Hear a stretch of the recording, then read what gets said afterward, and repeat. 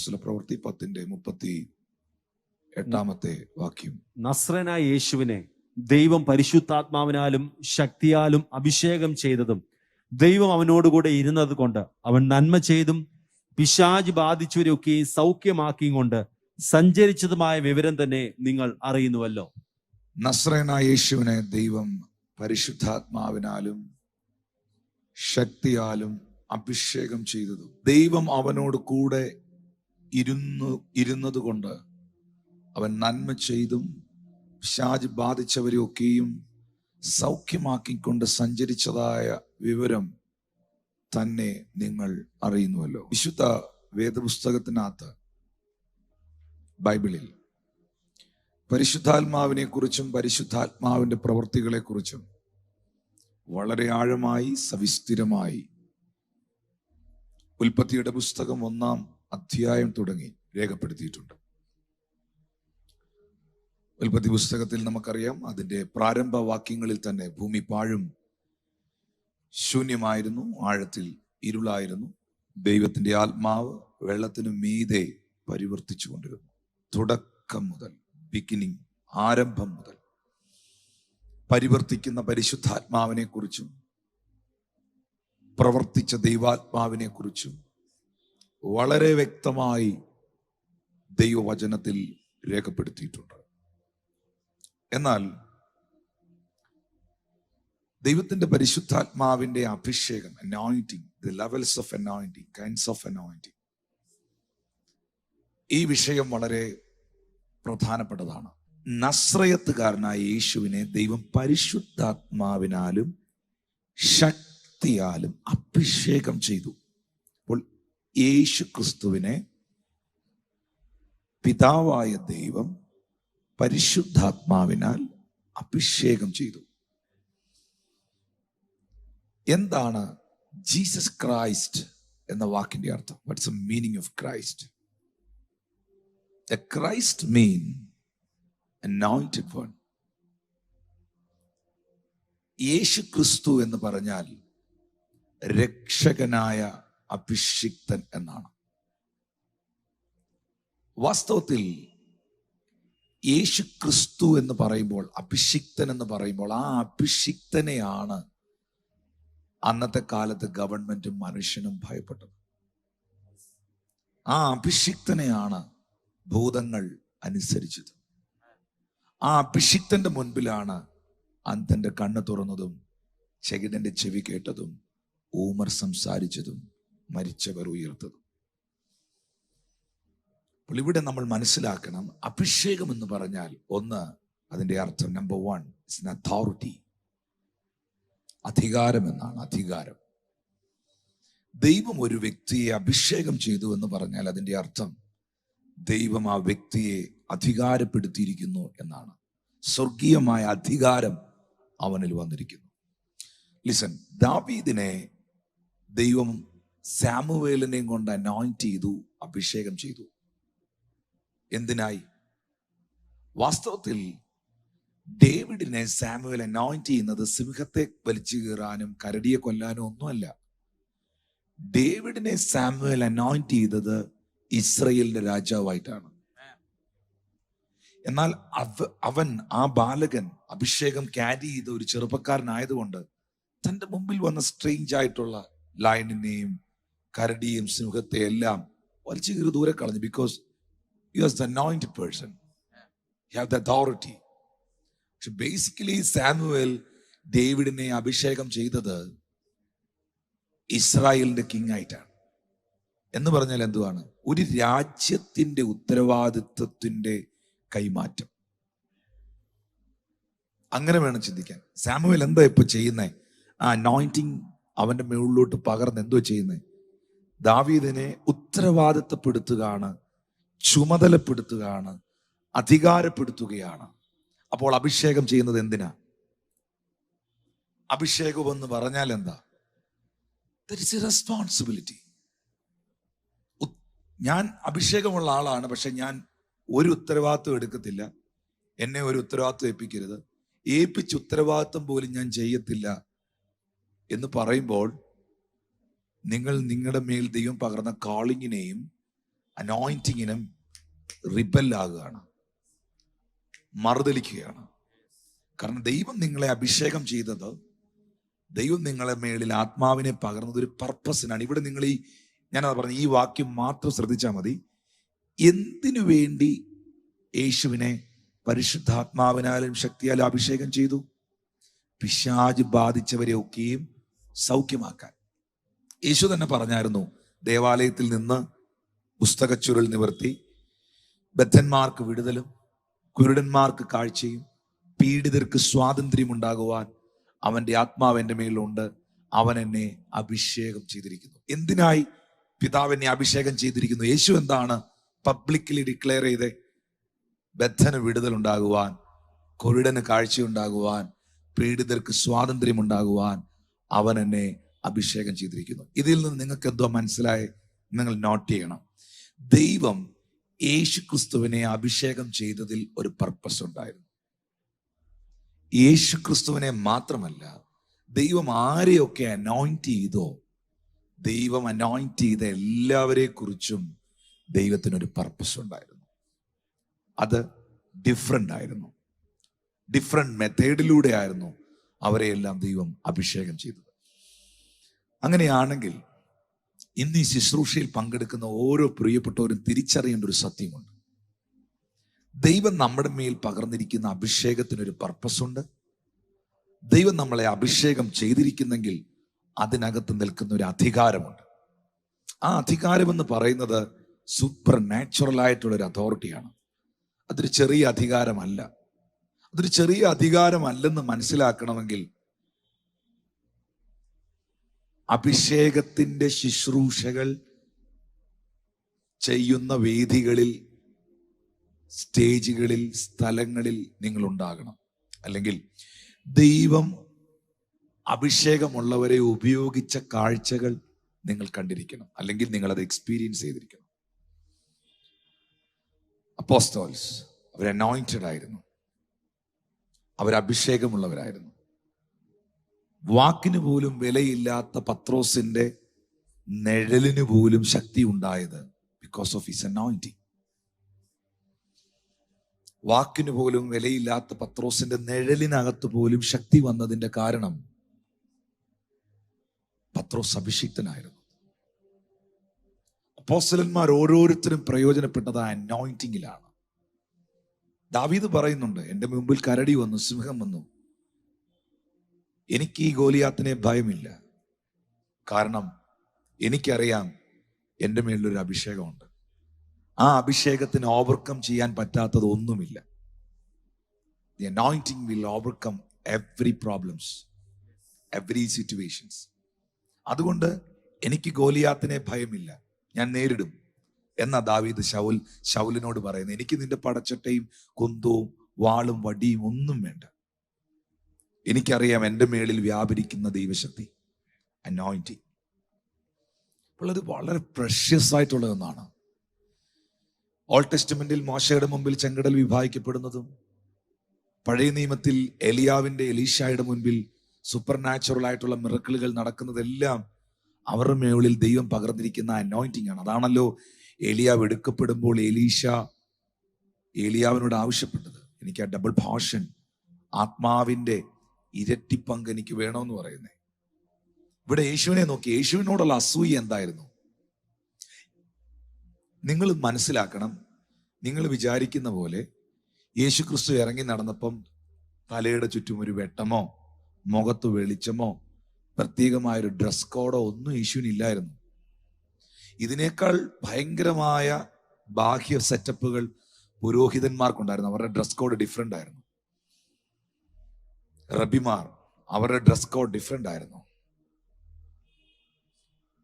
തോറ, ന്യായപ്രമാണം പഠിപ്പിക്കുന്ന ന്യായശാസ്ത്രി. എന്താ ന്യായശാസ്ത്രി എന്ന് പറഞ്ഞാൽ?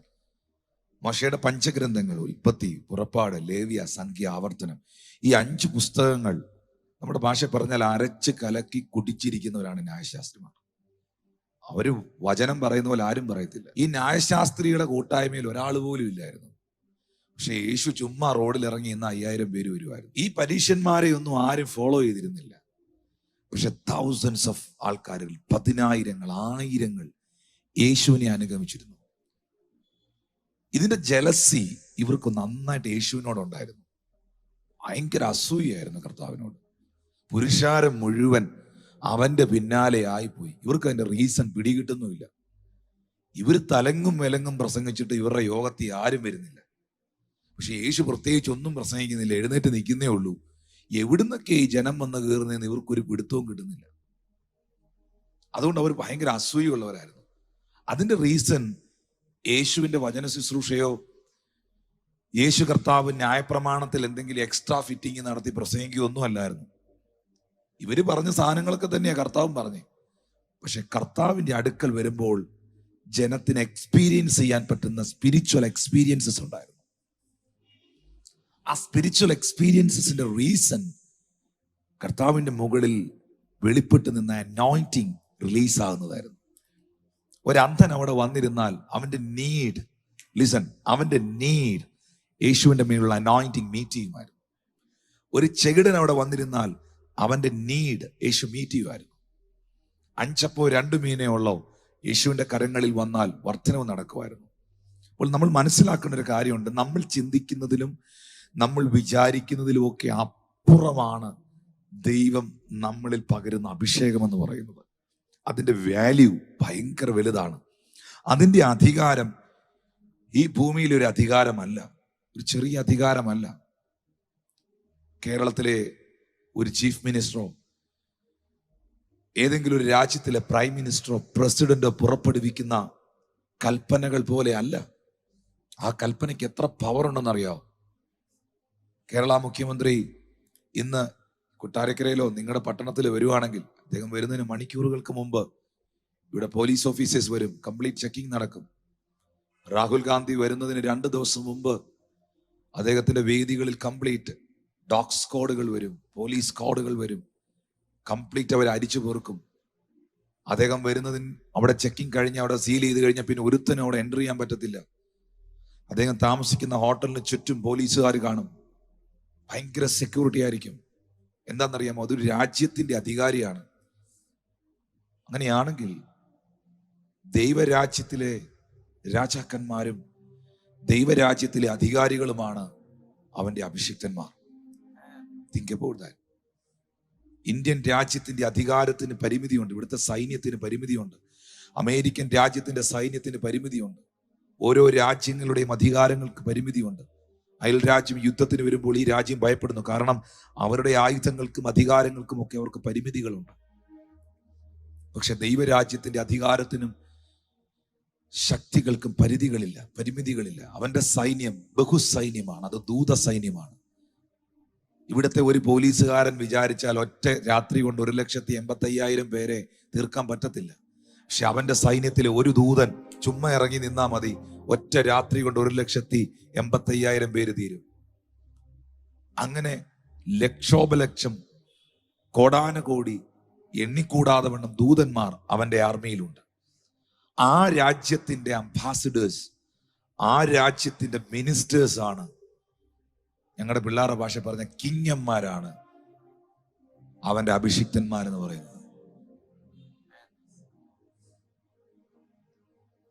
Yes, I am telling truth. Thank you, Holy Ghost. യേശു കർത്താവിന്റെ മേളിൽ ഉണ്ടായിരുന്ന അഭിഷേകത്തിന് ഒരു പർപ്പസ് ഉണ്ടായിരുന്നു. അപ്പൊ നമ്മുടെ എല്ലാവരുടെയും ഉള്ളത്തിൽ, നമ്മുടെ എല്ലാവരുടെയും അകത്ത്, നമ്മുടെ എല്ലാവരുടെയും ഹൃദയത്തിൽ വലിയ ആഗ്രഹമാണ് ദൈവികമായ അഭിഷേകത്തെ പ്രാപിക്കുക. നിങ്ങൾ മനസ്സിലാക്കണം, അനോയിന്റിങ് ഈസ് വെരി ഡിഫറെന്റ് കേട്ടോ. നമ്മൾ പരിശുദ്ധാത്മാവിനെ കുറിച്ച് പഠിച്ച ക്ലാസ്സിൽ വ്യക്തമായി നമ്മൾ പഠിച്ചു. ആത്മശക്തിയുണ്ട്, ആത്മനിറവുണ്ട്, ആത്മാഭിഷേകമുണ്ട്. അതൊരു ചെറിയ ഉദാഹരണമാണ് ലൂക്കോസ് 4 കാണുന്നത്. യേശു ആത്മാവിന്റെ നിറവോടെ യോർദാൻ വിട്ട് മടങ്ങി. സാത്താൻ അവനെ 40 ദിവസം പരീക്ഷിച്ചു. ആത്മാവ് അവനെ മരുഭൂമിയിലേക്ക് നടത്തി. എന്നാൽ സാത്താന്യ പരീക്ഷകളെ യേശു വചനത്തിലൂടെ വിജയിച്ചു. എന്നിട്ട് താഴെ ലൂക്കോസ് 4 എഴുതിയിട്ടുണ്ട്, അവൻ ആത്മാവിന്റെ ശക്തിയോടെ ഗലീലയിലേക്ക് ചെന്നു. ആ ആത്മശക്തിയോടെ ഗലീലയിലേക്ക് ചെന്നാണ് അവൻ തന്റെ പ്രവർത്തികൾ ആരംഭിച്ചത്. അപ്പോ ആത്മനിറവുണ്ട്, ആത്മശക്തിയുണ്ട്, ആത്മാഭിഷേകമുണ്ട്.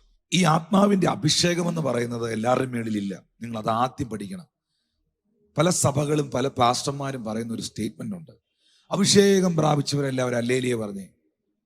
എല്ലാം കൂടെ ചിലവൊന്നുമില്ലല്ലോ, അല്ലേലൂയ അല്ലേ?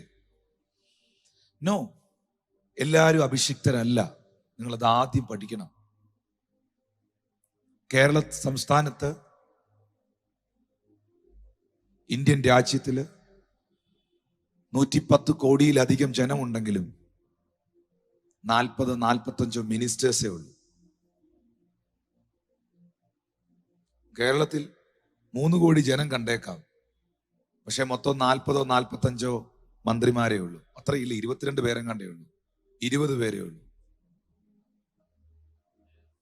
I'm telling truth. അത് പൗലോസ് ചോദിക്കുന്നുണ്ട്, എല്ലാവരും പ്രവാചകന്മാരോ, എല്ലാവരും അപ്പോസ്തലന്മാരോ? പൗലോസ് തന്നെ ചോദിക്കുന്നുണ്ട്. കാരണം എല്ലാവരും ആണെന്നും പറഞ്ഞാൽ നടക്കുന്നത്. അപ്പൊ പൗലോസ് സഭയിൽ കയറിയെന്ന് ചോദിച്ചു, എല്ലാവരും പ്രവാചകന്മാരോ, എല്ലാവരും അപ്പോസ്തലന്മാരോ, എല്ലാവരും അഭിഷിക്തന്മാരോ? No, never. അപ്പൊ നമ്മള് എങ്ങനെയാണ് ഒരു അഭിഷേകത്തിലേക്ക് വരുന്നത്? അനോയിന്റിങ്ങിന്റെ, അഭിഷേകത്തിന്റെ പ്രത്യേകത എന്താ? ഒന്നാമത് ഞാൻ പറഞ്ഞു, അതൊരു അതോറിറ്റിയാണ്, അധികാരമാണ്. 2, അതിനകത്ത് ഭയങ്കര ഒരു പർപ്പസ് ഉണ്ട്. 3, ദൈവരാജ്യത്തിൽ ഒരു മനുഷ്യൻ, ഒരു അഭിഷിക്തൻ എന്ന് പറയുന്നത് is like A king.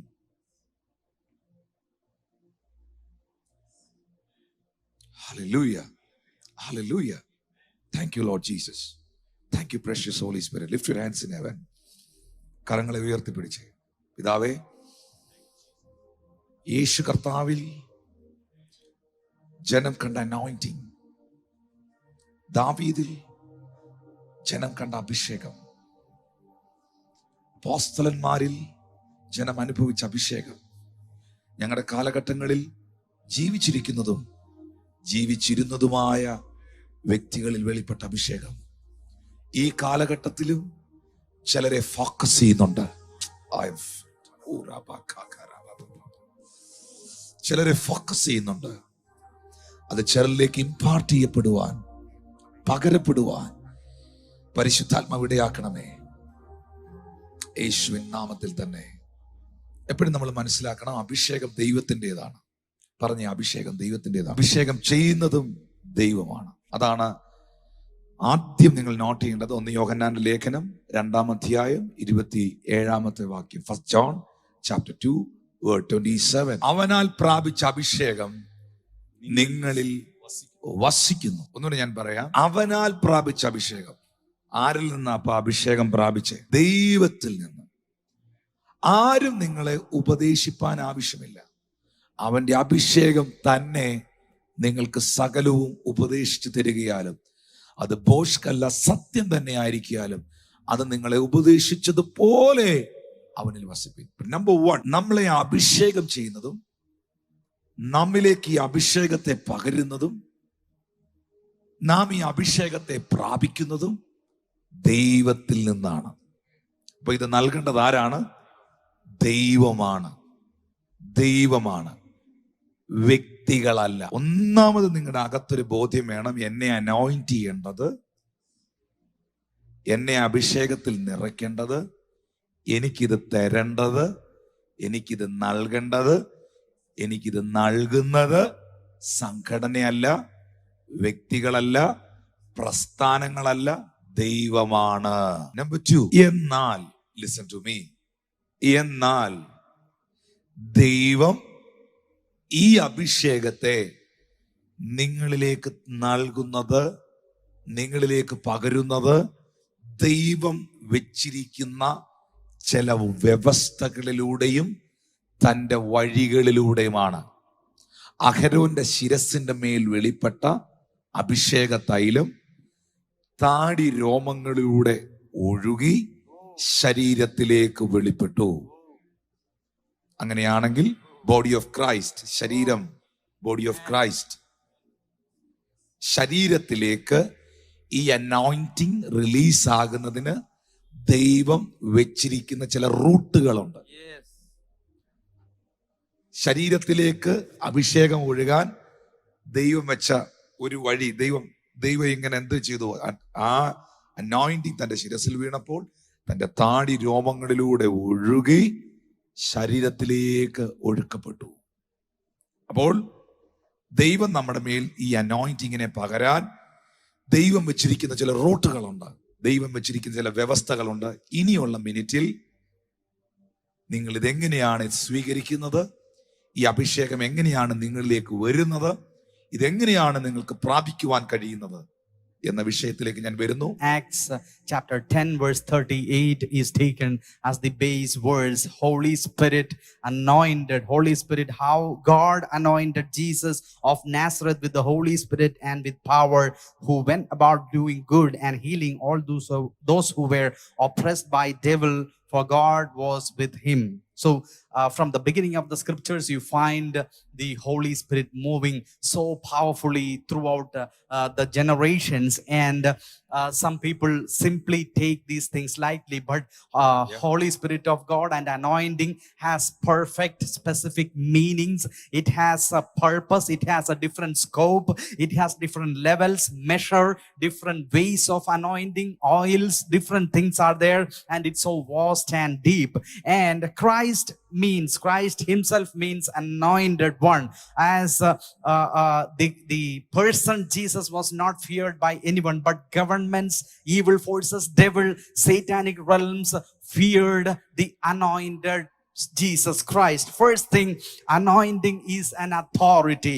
David was anointed by Samuel. It was not to kill the lion and the bear, but he was anointed as a king with a tremendous responsibility to rule the people from Dan to Beersheba. That was the wider scope of his anointing. And when we shy away from the responsibility which the Lord has given along with the anointing, we are actually rebelling against God and rebelling against the anointing which the Lord has given. Now, second thing, anointing is an authority, and anointing is a responsibility, and also it has a specific purpose.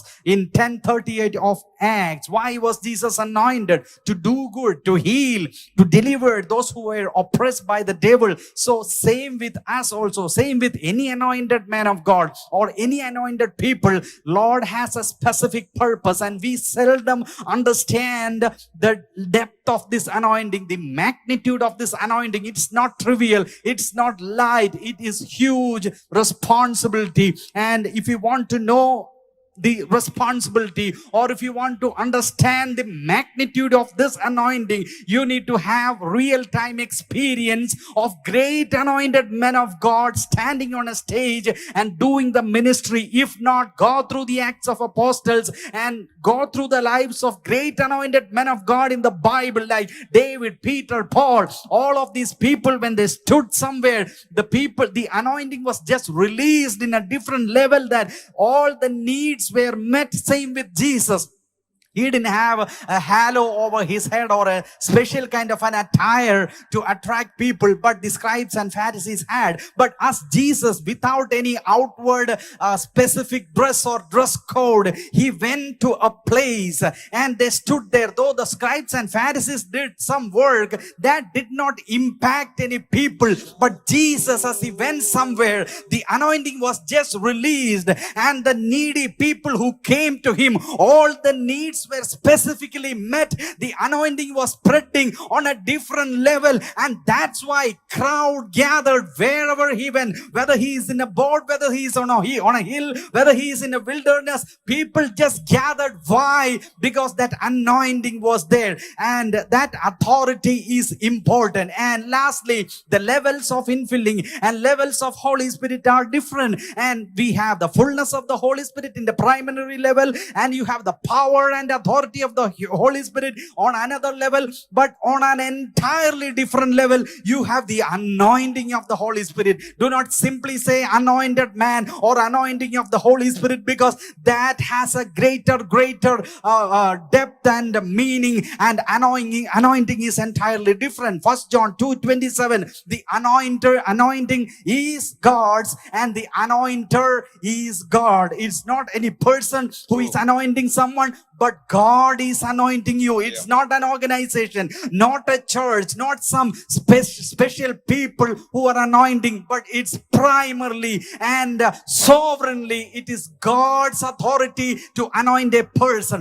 But God channelizes that anointing to different people through God's trusted servants. And that's the another thing. God is channelizing, giving this anointing by people who are superiorly anointed. And that is another level of the anointing of the Lord. As the pastor said about the example of Aaron, as the anointing oil which was poured on his head, it moved, it spread throughout his vestments and entered the whole body, immersed him. Same like that, the body of Christ receives the anointing, and the Lord channelizes it through his servants. ഈ വാക്യം നിങ്ങൾ ശ്രദ്ധിക്കണം. Proverbs chapter 13 verse 20. സദൃശ്യവാക്യം 13-ാം അധ്യായം 20-ാമത്തെ വചനം. ജ്ഞാനിയോട് കൂടെ നടക്ക, നീയും ജ്ഞാനിയാകും. ഭോഷന്മാർക്ക് കൂട്ടാളിയായവനോ വ്യസനിക്കേണ്ടി വരും. ലിസൺ, ജ്ഞാനിയോട് കൂടെ നടക്ക, നീയും ജ്ഞാനിയാകും. ഇത്രയുള്ള അർത്ഥം. നീ ആരുടെ കൂടെയാണോ നടക്കുന്നത്, നീ ആരുടെ കൂടെയാണോ അസോസിയേറ്റ് ചെയ്യുന്നത്, നീ അതായിത്തീരും. നമുക്ക് മനസ്സിലാകുന്ന രീതിയിൽ പറഞ്ഞാൽ, കള്ളന്റെ കൂടെ നടന്നാൽ കള്ളനായിത്തീരും, കള്ളുടിയന്റെ കൂടെ നടന്നാൽ കള്ളുടിയനായിത്തീരും. Praise God. ഏഷണിക്കാരന്റെ കൂടെ നടന്നാൽ ഏഷണിക്കാരനായിത്തീരും. നല്ല പഠിക്കുന്ന കൂട്ടുകാരുടെ കൂടെ നടന്നാൽ നിനക്കും പഠിക്കണമെന്ന് തോന്നും. ഹല്ലേലൂയ.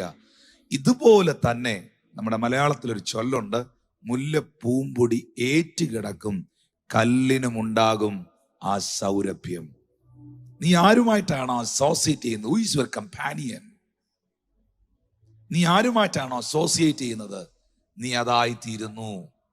ഹല്ലേലൂയ. ഒരു നല്ല മ്യൂസീഷ്യന്റെ കൂടെ അസോസിയേറ്റ് ചെയ്താൽ നിങ്ങൾക്ക് മ്യൂസിക് പഠിക്കണമെന്ന് തോന്നും. നിങ്ങളും അറിയാതെ മ്യൂസിക് പഠിക്കും. നിങ്ങളും അറിയാതെ ആ കാര്യങ്ങളിലേക്ക് ഇൻവോൾവ് ആകും. Hallelujah, hallelujah, hallelujah.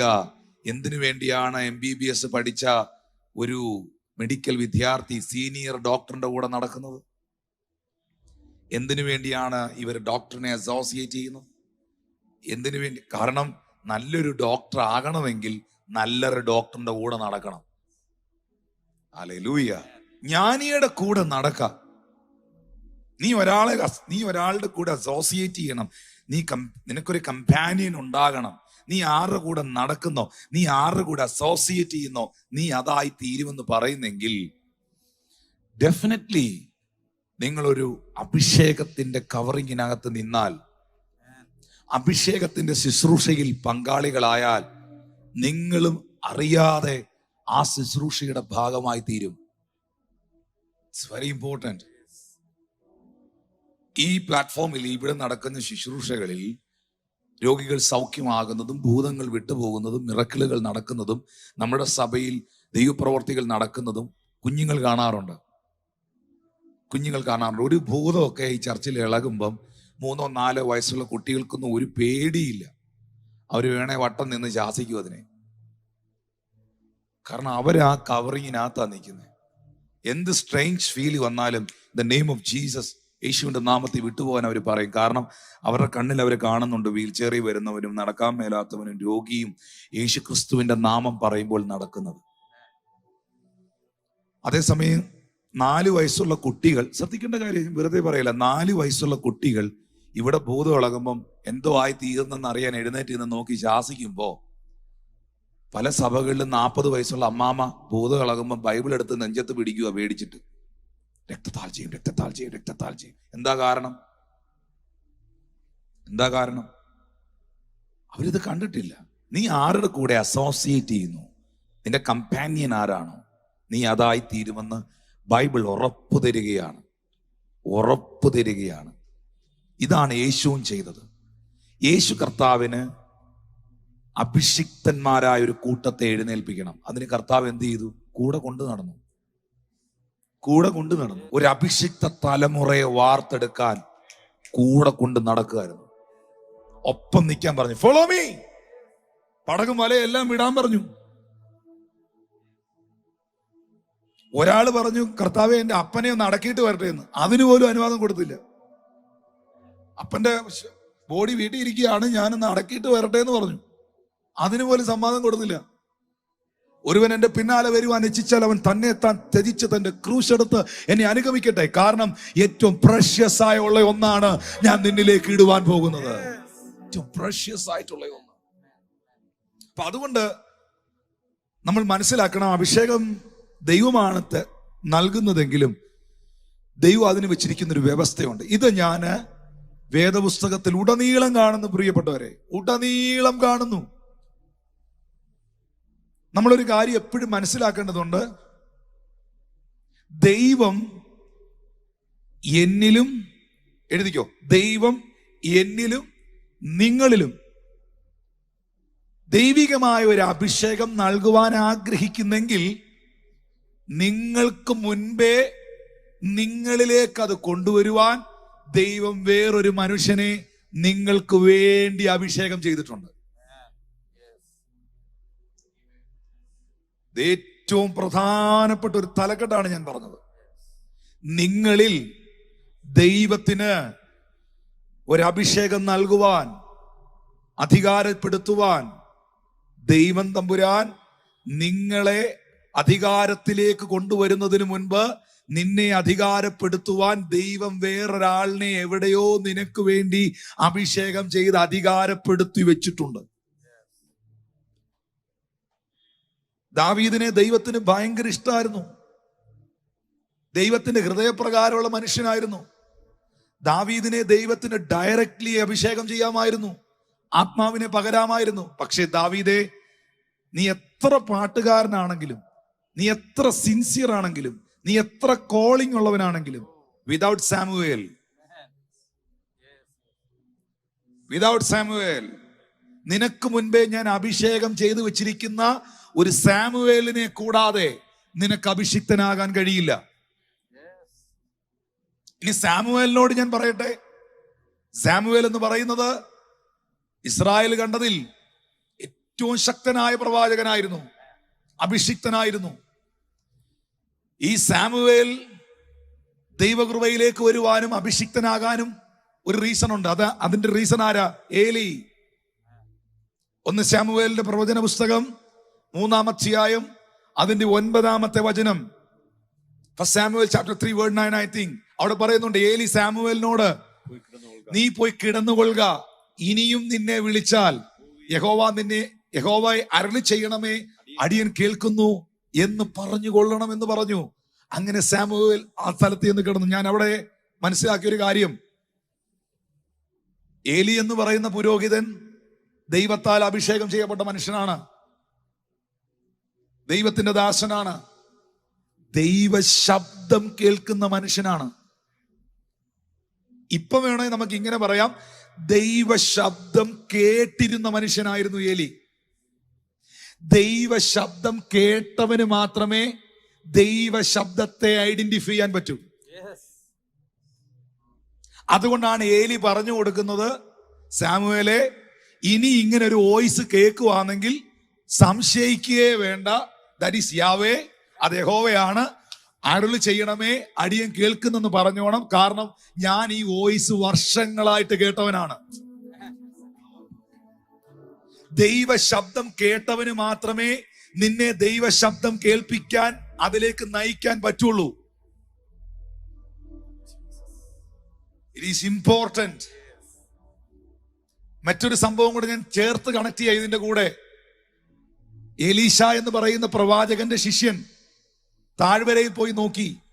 താഴ്വരയിൽ പോയി നോക്കിയപ്പോ മുഴുവൻ ശത്രു സൈന്യമാ നിൽക്കുന്നേ. ഉടനെ പുള്ളി വന്നിട്ട് പറഞ്ഞു, ഏകസി വന്നിട്ട് പറഞ്ഞു, യജമാനനെ, താഴ്വര സൈന്യം വളഞ്ഞിരിക്കുകയാണ്, നമ്മളെ തീർത്ത് കളയും. അവിടെ ഒരു വചനമുണ്ട്, എലീശ അവന്റെ കണ്ണ് തുറക്കുവാൻ പ്രാർത്ഥിച്ചു. എന്നിട്ട് പറഞ്ഞു, നീ വീണ്ടും പോയി നോക്കാൻ പറഞ്ഞു. അഭിഷിക്തൻ അവനെ പ്രാർത്ഥിച്ചയച്ചു. അവൻ പിന്നെ ചെന്ന് നോക്കുമ്പോൾ കണ്ടത് വലിയ സൈന്യത്തെയാണ്, അഗ്നിമയമായ രഥങ്ങളാണ്, ദൂതസഞ്ചയങ്ങളാണ്. നിങ്ങൾക്ക് എന്ത് മനസ്സിലായി? കണ്ണ് ആത്മമണ്ഡലം കാണുവാൻ, ആത്മതലം കാണുവാൻ കണ്ണ് തുറന്നവനാണ് എലീശ. എലീശ നേരത്തെ കണ്ടു ഈ സൈന്യത്തെ. അതാ പുള്ളി വളരെ റിലാക്സ് ആയിട്ട് അവിടെ ഇരിക്കുന്നേ. എലീശ നേരത്തെ കണ്ടു. നമ്മൾ പറയുന്നില്ലേ, പുള്ളി പണ്ടേ കണ്ടു എന്ന് പറയുന്ന പോലെ എലീശ നേരത്തെ കണ്ടു ഈ സൈന്യത്തെ. അതുകൊണ്ടാണ് ഒരു കൂസലും ഇല്ലാതെ, കുലുക്കോ ഇല്ലാതെ, കൂളായി റിലാക്സ് ആയി പുള്ളി മുറിയിൽ ഇരിക്കുന്നേ. പക്ഷെ കൂടെ നിൽക്കുന്നവൻ ഇത് കണ്ടില്ല. അപ്പോ എലീശ കണ്ടുകൊണ്ടിരുന്ന ആത്മമണ്ഡലം കൂടെ നിന്നവന് കാണാൻ കഴിയാതിരുന്നപ്പോ കണ്ണ് തുറന്നവന് കണ്ണ് തുറപ്പിക്കാൻ കഴിയും. Is important. ആത്മക്കണ്ണ് തുറന്നവന്, സ്പിരിച്വൽ വേൾഡിനെ ആത്മാവിൽ കാണാൻ കഴിയുന്നവന് മറ്റുള്ളവന്റെ കണ്ണ് തുറപ്പിക്കാൻ പറ്റും.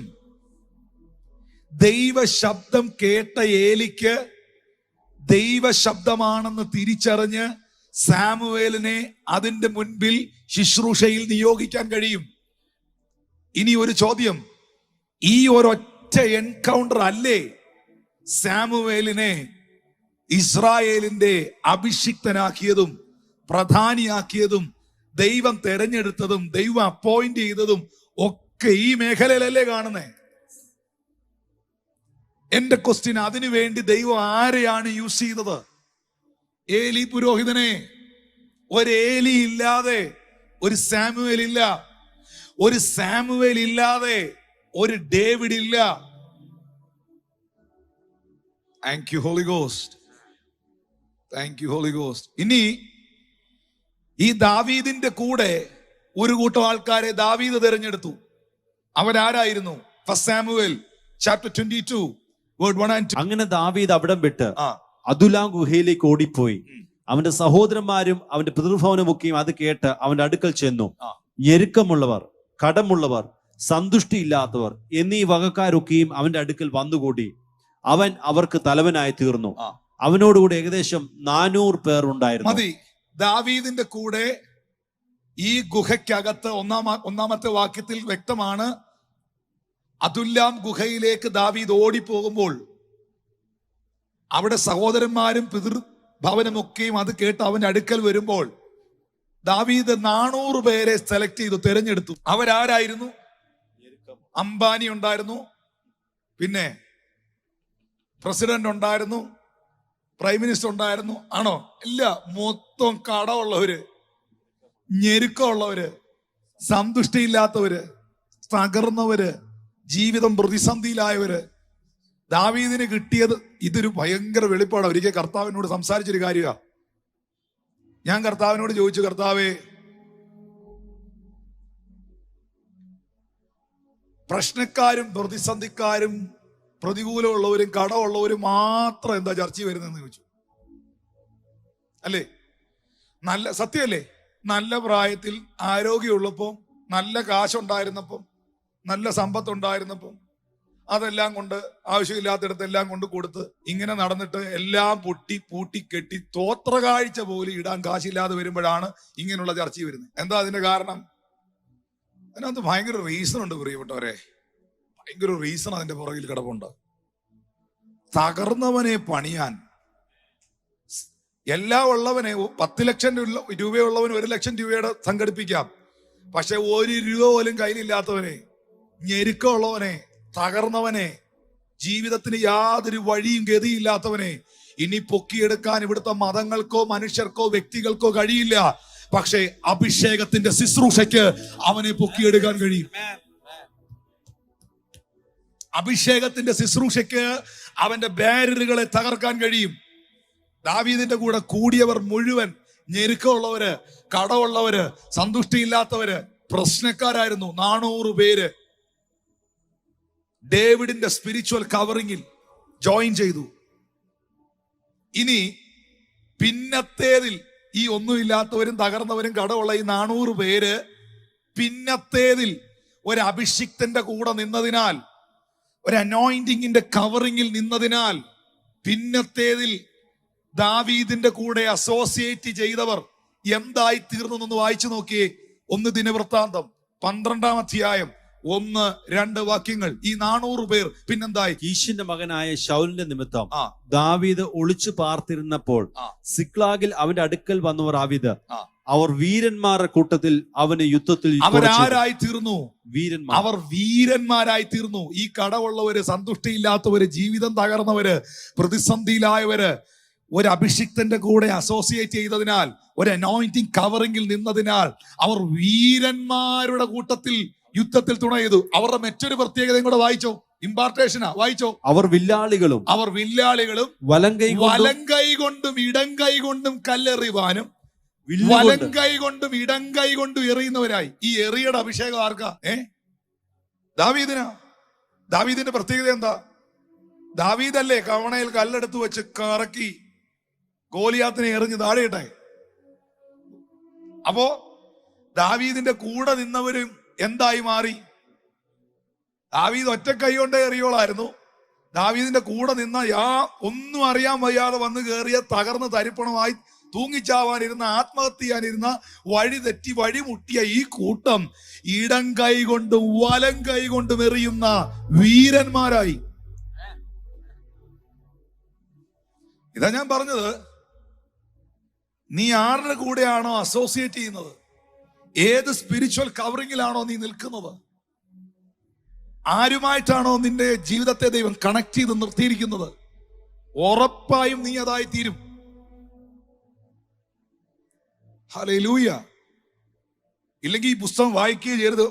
ഇന്ന് നമ്മൾ ഇത് ഉപേക്ഷിച്ചോണം, എനിക്ക് അഭിഷേകവും വേണ്ട, പരിശുദ്ധാത്മാവും വേണ്ട, ദൈവവും വേണ്ടെന്ന് തീരുമാനിച്ചു പോയിക്കണം. കാരണം ഓൾ ദ ബൈബിൾ, ഇത് ബൈബിൾ മുഴുവൻ ഈ സത്യമാണ് കാണുന്നത്. പ്രിയരെ, എന്താ അതിന്റെ കാരണം എന്നറിയാവോ? ദൈവികമായ അഭിഷേകം നമ്മിലേക്ക് ഇംപാർട്ട് ചെയ്യപ്പെടുന്നതാണ്. ഇവരിൽ പലരും സമർത്ഥന്മാരായി, വീരന്മാരായി, വില്ലാളികളായി, ഇടം കൈ കൊണ്ട് വലം കൈ കൊണ്ട് എറിയുന്നവരെ. പക്ഷേ ദാവീദിന്റെ കൂടെ കൂടിയപ്പോൾ ഇവരാരായിരുന്നു? ദാവീദിന്റെ കൂടെ, അതെല്ലാരും ചിന്തിക്കണം, ഒരു അഭിഷിക്തന്റെ കൂടെ കൂടിയപ്പോൾ ഞാൻ എന്തായിരുന്നു. അതുകൊണ്ടാണ് ഇത് രണ്ടും പുസ്തകത്തിൽ എഴുതിയേ. വന്നപ്പോ ഇവരാരായിരുന്നെന്നും ഇപ്പൊ ഇവരാരായെന്നും. What is the reason? ഒരു അഭിഷിക്തന്റെ കൂടെ അസോസിയേറ്റ് ചെയ്ത ഇമ്പോർട്ടന്റ്. ഇനി മോശയുടെ കൂടെ ലക്ഷക്കണക്കിന് ആൾക്കാരുണ്ടായിരുന്നു, ലക്ഷക്കണക്കിന് ആൾക്കാർ. ആ മോശയുടെ കൂടെ നിന്നവരിൽ ഇനി മറ്റൊരു കാര്യം പറയട്ടെ. ഈ മോശ പോലും ദൈവസന്നിധിയിൽ പ്രയോജനപ്പെടാൻ കാരണമായത് മോശയുടെ അമ്മായിയപ്പനായ പുരോഹിതനാണ്. മോശയുടെ അമ്മായിയപ്പനാ മോശയ്ക്ക് പറഞ്ഞു കൊടുക്കുന്ന ശുശ്രൂഷകനായ മനുഷ്യൻ, മോശയെ നീ ചെയ്യുന്ന കാര്യം ശരിയല്ല, എങ്ങനെയാണ് നീ മിനിസ്റ്റർ ചെയ്യേണ്ടത്, എങ്ങനെയാണ് നീ ലീഡർഷിപ്പിനെ തിരഞ്ഞെടുക്കേണ്ടത്, എങ്ങനെയാണ് നീ കാര്യങ്ങൾ സെറ്റ് ചെയ്യേണ്ടതെന്ന് മോശയുടെ അമ്മായിയപ്പനാ മോശയ്ക്ക് പറഞ്ഞു കൊടുക്കുന്നത്. പുള്ളി ഒരു ശുശ്രൂഷകനാ. ആരെങ്കിലുമൊക്കെ വേണോന്നേ സഹോദരങ്ങളെ. ഒറ്റയാനായിട്ട് നടക്കല്ലേ.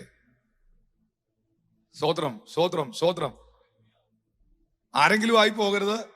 റൈറ്റ് അസോസിയേഷൻ ആയിരിക്കണം. Right association. നെഗറ്റീവ് പറയുന്നവരുടെ കൂടെ കൂടിയാൽ നിങ്ങൾ നെഗറ്റീവ് ആയി പോകും. ഇതെല്ലാം തട്ടിപ്പാ, പൊള്ളത്തരമാ, കള്ളത്തരമാ എന്നൊക്കെ പറയുന്നവരുടെ കൂടെ കൂടിയാൽ ആയുഷ്കാലം മുഴുവൻ നിങ്ങളൊരു വിമർശകനായി പോകും. അങ്ങനെ ആകരുത്. നിങ്ങൾ വില്ലാളികളാകണം, വീരന്മാരാകണം, ശക്തന്മാരാകണം. ഇപ്പൊ നിങ്ങൾക്ക് കടമുണ്ടോ? വിഷയമല്ല. 1 ശമൂവേൽ 22 1-2 വാക്യങ്ങളിൽ പറയുന്നത് അവരെല്ലാം പ്രശ്നക്കാരായിരുന്നു, കടമുള്ളവരായിരുന്നു, തകർന്നവരായിരുന്നു. പക്ഷേ ദിനവൃത്താന്ത പുസ്തകങ്ങളിൽ, ഡയറി കുറിപ്പുകളിൽ രേഖപ്പെടുത്തിയിരിക്കുന്നു അവരെല്ലാം വീരന്മാരായി തീർന്നു എന്ന്. ഈ മോശയുടെ കൂടെ, ലിസൺ, ഇത് നോട്ട് ചെയ്തോണം. മോശയുടെ കൂടെ ലക്ഷക്കണക്കിന് ജനങ്ങൾ ഉണ്ടായിരുന്നിട്ടും, അഹരോൻ എന്ന് പറയുന്നത് മോശയുടെ സഹോദരനാണ്. പല ഗോത്രങ്ങൾ ഉണ്ടായിരുന്നു മോശയുടെ കൂടെ. ഗോത്രമായിട്ടാണ് അവരെ തെരഞ്ഞെടുത്ത് നയിച്ചത്. പക്ഷെങ്കിൽ ഫൈനലി ഈ മാൻഡിൽ വന്നു വീഴുന്നത് നിയോഗത്തിന്റെ പുതപ്പ്, അല്ലെങ്കിൽ അഭിഷേകത്തിന്റെ പുതപ്പ്, ഈ ജനത്തെ നയിക്കാനുള്ള ഗൈഡൻസ്, അനുവാദം, ലീഡർഷിപ്പ് ലഭ്യമായത് സഹോദരനും കുടുംബക്കാരും ലക്ഷക്കണക്കിന് ആൾക്കാരും. വീണ്ടും നിങ്ങൾ ഈ ലക്ഷക്കണക്കിന് എന്ന് പറയുമ്പോൾ നിങ്ങളുടെ മനസ്സിലൊന്ന് ഇമാജിൻ ചെയ്യണം. അത് നിങ്ങളുടെ സഭയിൽ വരുന്ന 50 പേരുടെ കൂട്ടത്തെ കുറിച്ചോ ഇവിടെ വരുന്ന 3000 പേരുടെ കൂട്ടത്തെ കുറിച്ചോ ഒന്നും അല്ല ഈ പറയുന്നേ. ലാക്സ്, ലക്ഷങ്ങൾ. അതിൻ്റെ ഇടയിൽ ആരും ശ്രദ്ധിക്കാത്ത ഒരു കൊച്ചു ഇറകൻ, ഒരു ചെറുപ്പക്കാരൻ, യൂത്ത്, ന്യൂ ജനറേഷൻ, യങ്സ്റ്റർ, ഇത്രയും താടിയും മുടിയും നിരച്ച അപ്പച്ചന്മാരും അഹരോ ഈ ടീമുകളെല്ലാം ഉണ്ട്. അഹരോനൊക്കെ എന്ന് പറയുന്നത് വലിയ താടി. അഹരോന്റെ താടിയിലൂടെ അല്ലേ അഭിഷേകം ഒഴുകിയെന്ന് പറഞ്ഞപ്പോ അഹരോൻ എന്തോ ഉണ്ടായിരുന്നു? താടി ഉണ്ടായിരുന്നു. ഇപ്പൊ ഇത്രയും താടിയും മുടിയും ഉള്ളവരും കഴിവുള്ളവരും മിടുക്കന്മാരും ഗോത്രക്കാരും ലേവ്യരും സകല ആൾക്കാരും മോശയുടെ കൂടെ ഉണ്ടായിരുന്നിട്ട് നിങ്ങൾ ചിന്തിച്ചിട്ടുണ്ടോ ഈ ചെറുപ്പക്കാരന്റെ മേളിൽ, ഈ ജോഷുവയുടെ മേളിൽ എങ്ങനെയാണ് ഈ നിയോഗത്തിന്റെ പുതപ്പ് വന്ന് വീണത്? എന്താണ് അതിന്റെ കാരണം? എന്താണ് അതിന്റെ റീസൺ? വായിച്ചോ, പെട്ടെന്ന് നോട്ട് ചെയ്തോ, വായിച്ചോ. സംഖ്യയുടെ പുസ്തകം 11-ാം അധ്യായം 28-ാം വാക്യം ആദ്യം ഒന്ന് ശ്രദ്ധിക്കണം.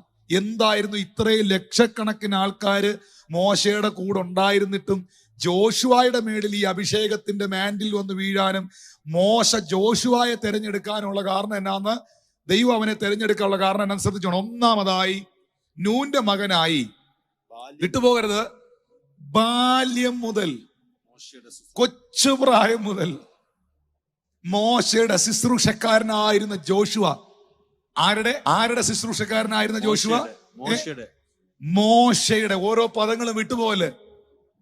മോശയുടെ ശുശ്രൂഷക്കാരനായിരുന്ന ജോഷുവ, എന്റെ യജമാനനായ മോശ. അപ്പൊ മോശയെ സംബോധന ചെയ്ത് ഇംഗ്ലീഷ് ട്രാൻസ്ലേഷൻ നിങ്ങൾ നോക്കണം. ഇംഗ്ലീഷ് ട്രാൻസ്ലേഷനിൽ തന്റെ മീതെയുള്ള ദൈവദാസനെ മൈ ലോർഡ് മോസസ് എന്ന് പറഞ്ഞാൽ എന്തുവാ? ദൈവ തുല്യനായിട്ടാണ് തന്റെ മീതെയുള്ള ദൈവപുരുഷനെ ജോഷുവ കണ്ടത്. ദൈവത്തിന്റെ അഭിഷിക്തനെ, ദൈവം തെരഞ്ഞെടുത്ത മനുഷ്യനെ. അവരെ വിരോധിക്കണമെന്ന് പറഞ്ഞു. ഇവിടെ ഒന്നാമതായിട്ട് എനിക്ക് മനസ്സിലായത്, കൊച്ചുനാള് മുതലേ, ചെറിയ പ്രായം മുതലേ ഈ അഭിഷിക്തന്റെ കൂടെ, ഈ കൂട്ടത്തിൽ, ഈ കൂടാരത്തിൽ കൂടിയവനായിരുന്നു ജോഷുവ. ഇനി പുറപ്പാട് പുസ്തകം 33-ാം അധ്യായം 11-ാമത്തെ വാക്യം ഒന്ന് വായിക്കണം. ഒരുത്തൻ തന്റെ സ്നേഹിതനോട് സംസാരിക്കുന്നത് പോലെ യഹോവ മോശയോട് അഭിമുഖമായി സംസാരിച്ചു. പിന്നെ അവൻ പാളയത്തിലേക്ക് മടങ്ങി വന്നു. അവന്റെ ശുശ്രൂഷക്കാരനായിരുന്ന നൂന്റെ പുത്രനായിരുന്ന ജോഷുവ എന്ന ബാല്യക്കാരനോ കൂടാരത്തെ വിട്ടുപിരിയാതെ നിന്നു. ആ അസോസിയേഷൻ, ആ കണക്ഷൻ, ആ ബന്ധം വിട്ടുപിരിയാതെ, നമ്മുടെ ഭാഷ പറഞ്ഞാൽ ഒപ്പം നിന്നു. ആ അഭിഷേകത്തോടൊപ്പം നിന്നു. ആ ദർശനത്തോടൊപ്പം നിന്നു. നിന്നില്ലേ? ആ അഭിഷേകത്തോടൊപ്പം നിന്നു. ആ ദർശനത്തോടൊപ്പം നിന്നു. എന്നെ ഭയങ്കരമായി പൊട്ടിക്കരയിച്ച ഒരു പശ്ചാത്തലമുണ്ട്. ഞാൻ അതിലേക്ക് വരുന്നുണ്ട് പ്രിയരെ. അവൻ ബാല്യം മുതൽ കൂടാരം വിട്ടുപിരിയാതെ നിന്നു. ഇനി 17-ാം അധ്യായം വന്നേ. പുറപ്പാട് 17, 9, 10 വാക്യങ്ങളൊന്ന് വായിച്ചേ. പുറപ്പാട് 17-ൽ അപ്പോൾ മോശ യോശുവയോട്, നീ ആളുകളെ തിരഞ്ഞെടുത്ത് പുറപ്പെട്ട്. കണ്ടോ, ഇത്രേ ആൾക്കാരുണ്ടായിട്ട് അപ്പച്ചന്മാരെ വരെ തിരഞ്ഞെടുക്കാൻ, അച്ചായന്മാരെ തിരഞ്ഞെടുക്കാൻ, അടുത്തൊരു ലീഡർഷിപ്പ് ഉണ്ടാക്കാൻ ദൈവം മോശയ്ക്ക് കൊടുത്ത നിയോഗം ആരെയാ? ശ്രദ്ധിക്കണം എന്നെ, ജോഷുവയാണ്. ഹല്ലേലൂയ. ഞാൻ നാളെ കുന്നിന്റെ മുകളിൽ ദൈവത്തിന്റെ വടിയും കയ്യിൽ പിടിച്ചുകൊണ്ട് നിൽക്കുമെന്ന് പറഞ്ഞപ്പോൾ അടുത്തൊരു ലീഡർഷിപ്പിനെ തെരഞ്ഞെടുക്കാൻ പോലും ജോഷുവയെ മോശ നിയോഗിക്കുകയാണ്. ഇനി 24:13 വന്നേ. 24:13 പുറപ്പാട്. അങ്ങനെ മോശയും അവന്റെ ശുശ്രൂഷക്കാരനായ യോശുവയും എഴുന്നേറ്റു. മോശ ദൈവത്തിന്റെ പർവ്വതത്തിൽ കയറി. അങ്ങനെ മോശയും അവന്റെ ശുശ്രൂഷക്കാരനായ ജോഷുവയും എഴുന്നേറ്റ് മോശ ദൈവത്തിന്റെ പർവ്വതത്തിൽ കയറി. ഇനി ഇവിടെ നമ്മൾ അധികം ശ്രദ്ധിച്ചിട്ടില്ലാത്ത അതിശ്രദ്ധേയമായ ഒരു സത്യം വെളിപ്പെടുത്തുകയാണ്. മോശ സീനായി പർവ്വതത്തിന്റെ മുകളിൽ കയറി. നമ്മളൊക്കെ മനസ്സിലാക്കിയ കാര്യം എന്താ? മോശ തനിച്ച് ഒറ്റയ്ക്ക് പർവ്വതത്തിന്റെ ടോപ്പിലെത്തി. അവൻ അവിടെ ഇരുന്ന് പ്രാർത്ഥിച്ചു, ദൈവസന്നിധിയിൽ ഉപവസിച്ചു. ദൈവത്തിന്റെ കൽപ്പനകൾ ലഭ്യമായി. തേജസ് കൊണ്ട് ദൈവം നിറച്ചു. താഴെ അഹരോനും കൂട്ടരും കാളക്കുട്ടിയെ വാർത്തുണ്ടാക്കി, ബിംബങ്ങളെ ഉണ്ടാക്കി, ജനത്തിന്റെ ആഭരണങ്ങൾ വാങ്ങി, അതിനെ തീയിലിട്ട് ഉരുക്കി, കാളക്കുട്ടിയെ വാർത്തുണ്ടാക്കി, അതിനെ അവർ ആരാധിച്ചു. പക്ഷേ അഹരോനും കൂട്ടരും കാളക്കുട്ടിയെ വാർത്തുണ്ടാക്കുമ്പോഴും അവർ അന്യദേവനെ ആരാധിക്കുമ്പോഴും ജോഷുവ ആ കൂട്ടത്തിലില്ല. ജോഷുവ എവിടെയാണ്? ജോഷുവ പർവ്വതത്തിന്റെ താഴെയുണ്ട്. മോശെ വെയിറ്റ് ചെയ്ത് ജോഷുവ നിൽക്കുകയാണ്. ഇനി അതിന്റെ താഴേക്ക് വായിക്കുമ്പോൾ അതിന്റെ 14-ാമത്തെ വാക്യം, അങ്ങനെ മൂപ്പന്മാരോട് ഞങ്ങൾ നിങ്ങളുടെ അടുക്കൽ മടങ്ങി വരുവോളം ഞാനെന്നല്ല പറഞ്ഞത്. അപ്പൊ മോശ ആരെയും കൊണ്ടാ കേറിപ്പോയേ? പറ. ജോഷുവായെ കൊണ്ടാ കേറിപ്പോയേ. ഞങ്ങൾ മടങ്ങി വരുവോളം ഇവിടെ താമസിപ്പീൻ. നമ്മൾ ഇതുവരെ പഠിച്ചു വെച്ചിരുന്നത് മോശ ഒറ്റയ്ക്ക് കേറിപ്പോയെന്നാ. പർവ്വതത്തിന്റെ ടോപ്പിൽ മോശ ഒറ്റയ്ക്കായിരുന്നെങ്കിലും അതിന് തൊട്ട് താഴെയുള്ള ആ ലെയറിൽ, ആ പാറയിടുക്കുകളിൽ ഈ പുത്രൻ തന്റെ ദൈവപുരുഷനെ കാത്ത് അവിടെ വെയിറ്റ് ചെയ്തു. ബാക്കിയുള്ളവരെല്ലാം പോയി. മോശയെ കാണാതിരുന്നപ്പോൾ, മോശയെ കേൾക്കാതിരുന്നപ്പോൾ ഇവരെല്ലാം കരുതി മോശ ദൈവത്തിന്റെ തീ ഇറങ്ങി കരിഞ്ഞു മരിച്ചുപോയി, മോശ തീർന്നുപോയി എന്ന് കരുതി അവർ കാളക്കുട്ടിയെ വാർത്തുണ്ടാക്കി.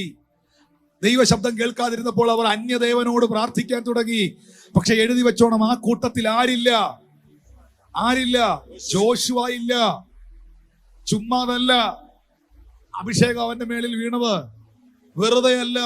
മോശ അവനെ ലീഡറാക്കിയത് വെറുതെ അല്ല. കാരണം എന്നറിയാമോ? ഇന്നലെ ഞാൻ പറഞ്ഞതുപോലെ അവന്റെ വിശ്വസ്തത അവൻ തെളിയിച്ചവനാണ്. ഹല്ലേലൂയ.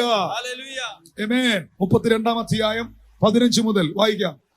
മോശ തിരിഞ്ഞ് പർവ്വതത്തിൽ നിന്ന് ഇറങ്ങി, സാക്ഷ്യത്തിന്റെ പലക രണ്ടും അവന്റെ കയ്യിലുണ്ടായിരുന്നു. പലക ഇപ്പുറവും അപ്പുറവുമായി ഇരുവശത്തും എഴുതിയതായിരുന്നു. പലക ദൈവത്തിന്റെ പണിയും പലകയിൽ പതിഞ്ഞ എഴുത്ത് ദൈവത്തിന്റെ എഴുത്തുമായിരുന്നു. ജനം ആർത്തു വിളിക്കുന്ന ഘോഷം യോശുവ കേട്ടപ്പോൾ അവൻ മോശയോട്, പാളയത്തിൽ യുദ്ധഘോഷമുണ്ട്. മോശ പർവ്വതത്തിൽ നിന്ന്, ലിസൺ ടു മീ, മോശ പർവ്വതത്തിൽ നിന്ന് ആത്മശക്തിയിൽ ഇറങ്ങി വരുമ്പോൾ, ദൈവ തേജസ്സുമായി ഇറങ്ങി വരുമ്പോൾ, മുഖത്ത് പോലും നോക്കാൻ കഴിയാത്ത നിലയിൽ തേജസ് പ്രതിബിംബിക്കുന്ന അനുഭവത്തിൽ ഇറങ്ങി വരുമ്പോൾ, സാക്ഷ്യത്തിന്റെ പലക രണ്ടും കരങ്ങളിൽ പിടിച്ചുകൊണ്ട് മോശ ഇറങ്ങി വരുമ്പോൾ, മോശ ആദ്യം കണ്ട ആരെയാ? ജോഷുവയാണ് മോശയോട് പറയുന്നത്, പാളയത്തിൽ, ദൈവദാസനെ, പാളയത്തിൽ യുദ്ധഘോഷം ഉണ്ടല്ലോ, ഭയങ്കര ഒച്ചപ്പാടും ബഹളവും താഴെ കേൾക്കുന്നല്ലോ. 18-ാമത്തെ വാക്യത്തിൽ പറയുന്നു, അതിന് മോശ പറയുകയാണ്. മോശയാരാ? വർഷങ്ങൾ ശുശ്രൂഷയുടെ പരിചയമുള്ളവനാ, വർഷങ്ങൾ ശുശ്രൂഷയുടെ എക്സ്പീരിയൻസ് ഉള്ളവനാ. മോശ പറഞ്ഞു, ഇത് വർഷിപ്പ് അല്ലല്ലോ my son, this is not worship. ഇത് ആരാധന അല്ലല്ലോ ഈ കേൾക്കുന്നേ. ഇത് ജയിച്ച ആർക്കുന്നവരുടെ ഘോഷമല്ലല്ലോ. ഇത് തോറ്റ് നിലവിളിക്കുന്നവരുടെ നിലവിളിയുമല്ലല്ലോ. ഇത് പ്രതിഗാനം ചെയ്യുന്നവരുടെ ഘോഷമാണല്ലോ ഞാൻ കേൾക്കുന്നത്. ഏറ്റുപറച്ചിലുകളും ബഹളങ്ങളുമാണല്ലോ ഇവിടെ നടക്കുന്നത്. 19-ാമത്തെ വാക്യത്തിൽ നമുക്ക് കാണാൻ കഴിയുന്നുണ്ട്, അവൻ പാളയത്തിന് സമീപിച്ചപ്പോൾ കാളക്കുട്ടിയും നൃത്തങ്ങളെയും കണ്ടു. അപ്പോൾ മോശയുടെ കോപം ജ്വലിച്ചു. അവൻ പലകകളെ കയ്യിൽ നിറഞ്ഞ് പർവ്വതത്തിന്റെ അടിവാരത്തിൽ വെച്ച് പൊട്ടിച്ചു കളഞ്ഞു. പക്ഷേ ഇവിടെ നമ്മൾ മനസ്സിലാക്കേണ്ട ഒരു കാര്യം, സ്വന്തം സഹോദരനായ അഹരോൻ പോലും മോശയെ മറന്നപ്പോൾ, ദർശനത്തിൽ നിന്ന് പുറത്തു പോയപ്പോൾ, വ്യവസ്ഥകളിൽ നിന്ന് വ്യതിചലിച്ചപ്പോൾ, കൂടെ നിന്ന, ഒപ്പം നിന്ന മനുഷ്യൻ, മോശയെ കാത്ത് പർവ്വതത്തിന്റെ മുകളിൽ കാത്തിരുന്ന മനുഷ്യൻ, വെയിറ്റ് ചെയ്ത മനുഷ്യൻ, വ്യതിചലിച്ചു പോകാതെ. നമ്മുടെ നാട്ടിൽ അങ്ങനെ ഉണ്ടല്ലോ അല്ലേ? കുറച്ചു നാള് ഒരു ദൈവദാസൻ സഭയിൽ വരാതിരുന്നാൽ ഉറപ്പാ ജനം വേറെ ഏതെങ്കിലും കാളക്കുട്ടി ഉണ്ടാക്കാറുണ്ട്. കേരളത്തിൽ പോകാറുണ്ട്. നമ്മൾ അന്വേഷിക്കാനോ തിരക്കാനോ ചോദിക്കാനോ പോയില്ലെങ്കിൽ വേറെ റൂട്ട് പിടിക്കാറുണ്ട്. പക്ഷെ മക്കളെ, അവരെങ്ങും എങ്ങും എത്തിയിട്ടില്ല.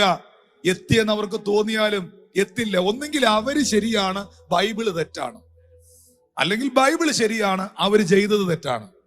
ഇത് രണ്ടിലേതെങ്കിലും ഒന്നേ ശരിയാവുള്ളൂ. ഇത് രണ്ടിലേതെങ്കിലും ഒന്നേ ശരിയാവുള്ളൂ. കാലമാണ് അത് തെളിയിക്കുന്നത്. കാലം അത് തെളിയിക്കും.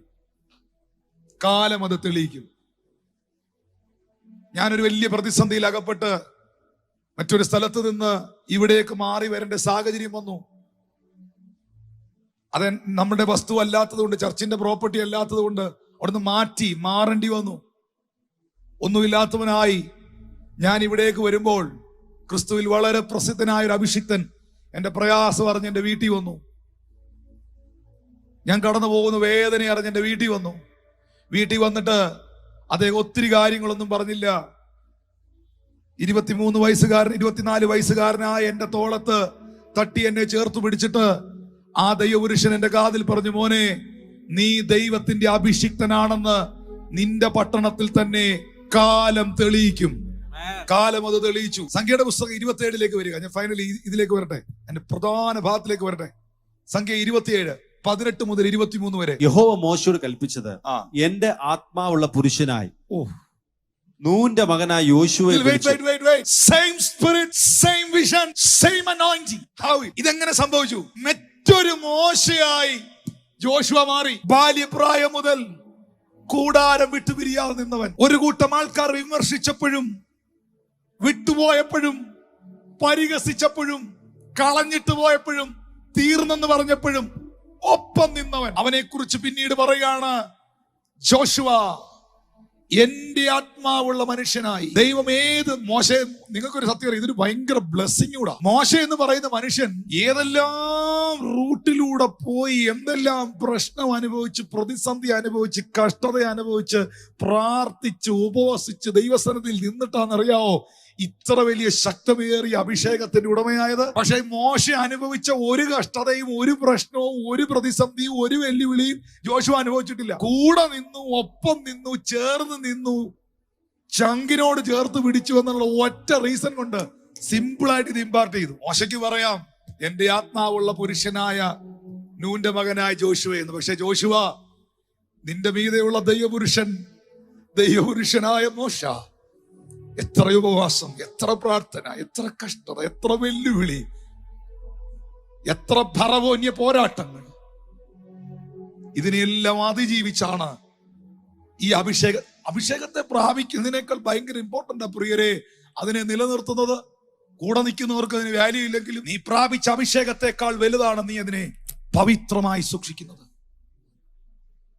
അതാണ് ആ ദൈവദാസൻ ഒരു അലിഗേഷനും ഒരു പ്രോബ്ലവും ഇല്ലാതെ സാമ്പത്തികത്തിലോ യാതൊരു കാര്യത്തിലും വിശുദ്ധിയോടെ ജീവിച്ച മനുഷ്യനാണ് റെയ്നാർഡ് ബോങ്കി.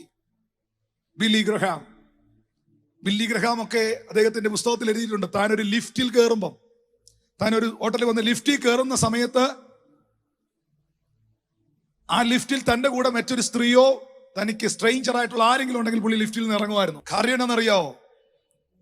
പഴയ നിയമം പഠിക്കുമ്പം ശിംശോനെ ദൈവം അഭിഷേകം ചെയ്തു, ശരിയാ. പക്ഷെ അഭിഷേകം ഉള്ളവർക്കെല്ലാം വ്രതം ഉണ്ടായിരുന്നു. ഇതിന്റെ വാല്യൂ വല്ലതും നിങ്ങൾക്ക് അറിയോ? നസ്ർ വ്രതക്കാരനായിരുന്നു ശിംശോൻ. എന്നാ അഭിഷിക്തനായിരുന്നു ആ മനുഷ്യൻ. അവനെ തകർത്തതാരാ? ഏറ്റവും പ്രഷ്യസ് ആയുള്ള പവിത്രമായുള്ള ദൈവശക്തി നിങ്ങൾ സ്വീകരിച്ചിരിക്കുമ്പോൾ അതിനെ വിലയുള്ളതായി കാണണം. വിലപ്പെട്ടവരായി കാണണം. യോശുവയെ, നിന്റെ മുകളിൽ ഞാൻ പകർന്ന ഈ അഭിഷേകം, നിന്റെ മുകളിൽ ഞാൻ പകർന്ന ഈ ആത്മശക്തി ഒരു മനുഷ്യായുസ് കൊണ്ട്, ഒരു ജീവിതം കൊണ്ട് ഞാൻ നേടിയെടുത്ത. പക്ഷേ നീ ഒരു വിശ്വസ്ത പുത്രനായതുകൊണ്ട് ഇത് നിന്റെ മേൽ പകരപ്പെട്ടു. It's important. Hallelujah. I thank you, Lord, for all the anointed persons. Proverbs chapter 13 verse 20, we find those who walks with the wise, they will become wise. So right associations is important when we walk with the Lord, and for anointing of the Lord, that's very important, because bad company corrupts good morals. And if you have the covering of the anointing, if you are under the covenant, covering of the anointing, you will have that impartation in your life. And Lord Jesus Christ did not raise these 12 disciples as the next generation, not just by a one-time impartation, but he took these people and asked them to follow him for 3.5 years, totally with him night and day. And that was how the Lord raised up a generation to disseminate his message into the whole world. And you find, as the pastor said, if God wants to anoint you, God has already anointed someone even before you to anoint you. And that is how it works. And no one is anointed alone. The Lord uses people. Saul was anointed, Samuel was anointed even before David was anointed, and that was anointed for him. And David may be sincere, he was skilled and he had many abilities, but without Samuel, there's no David. And think about Samuel.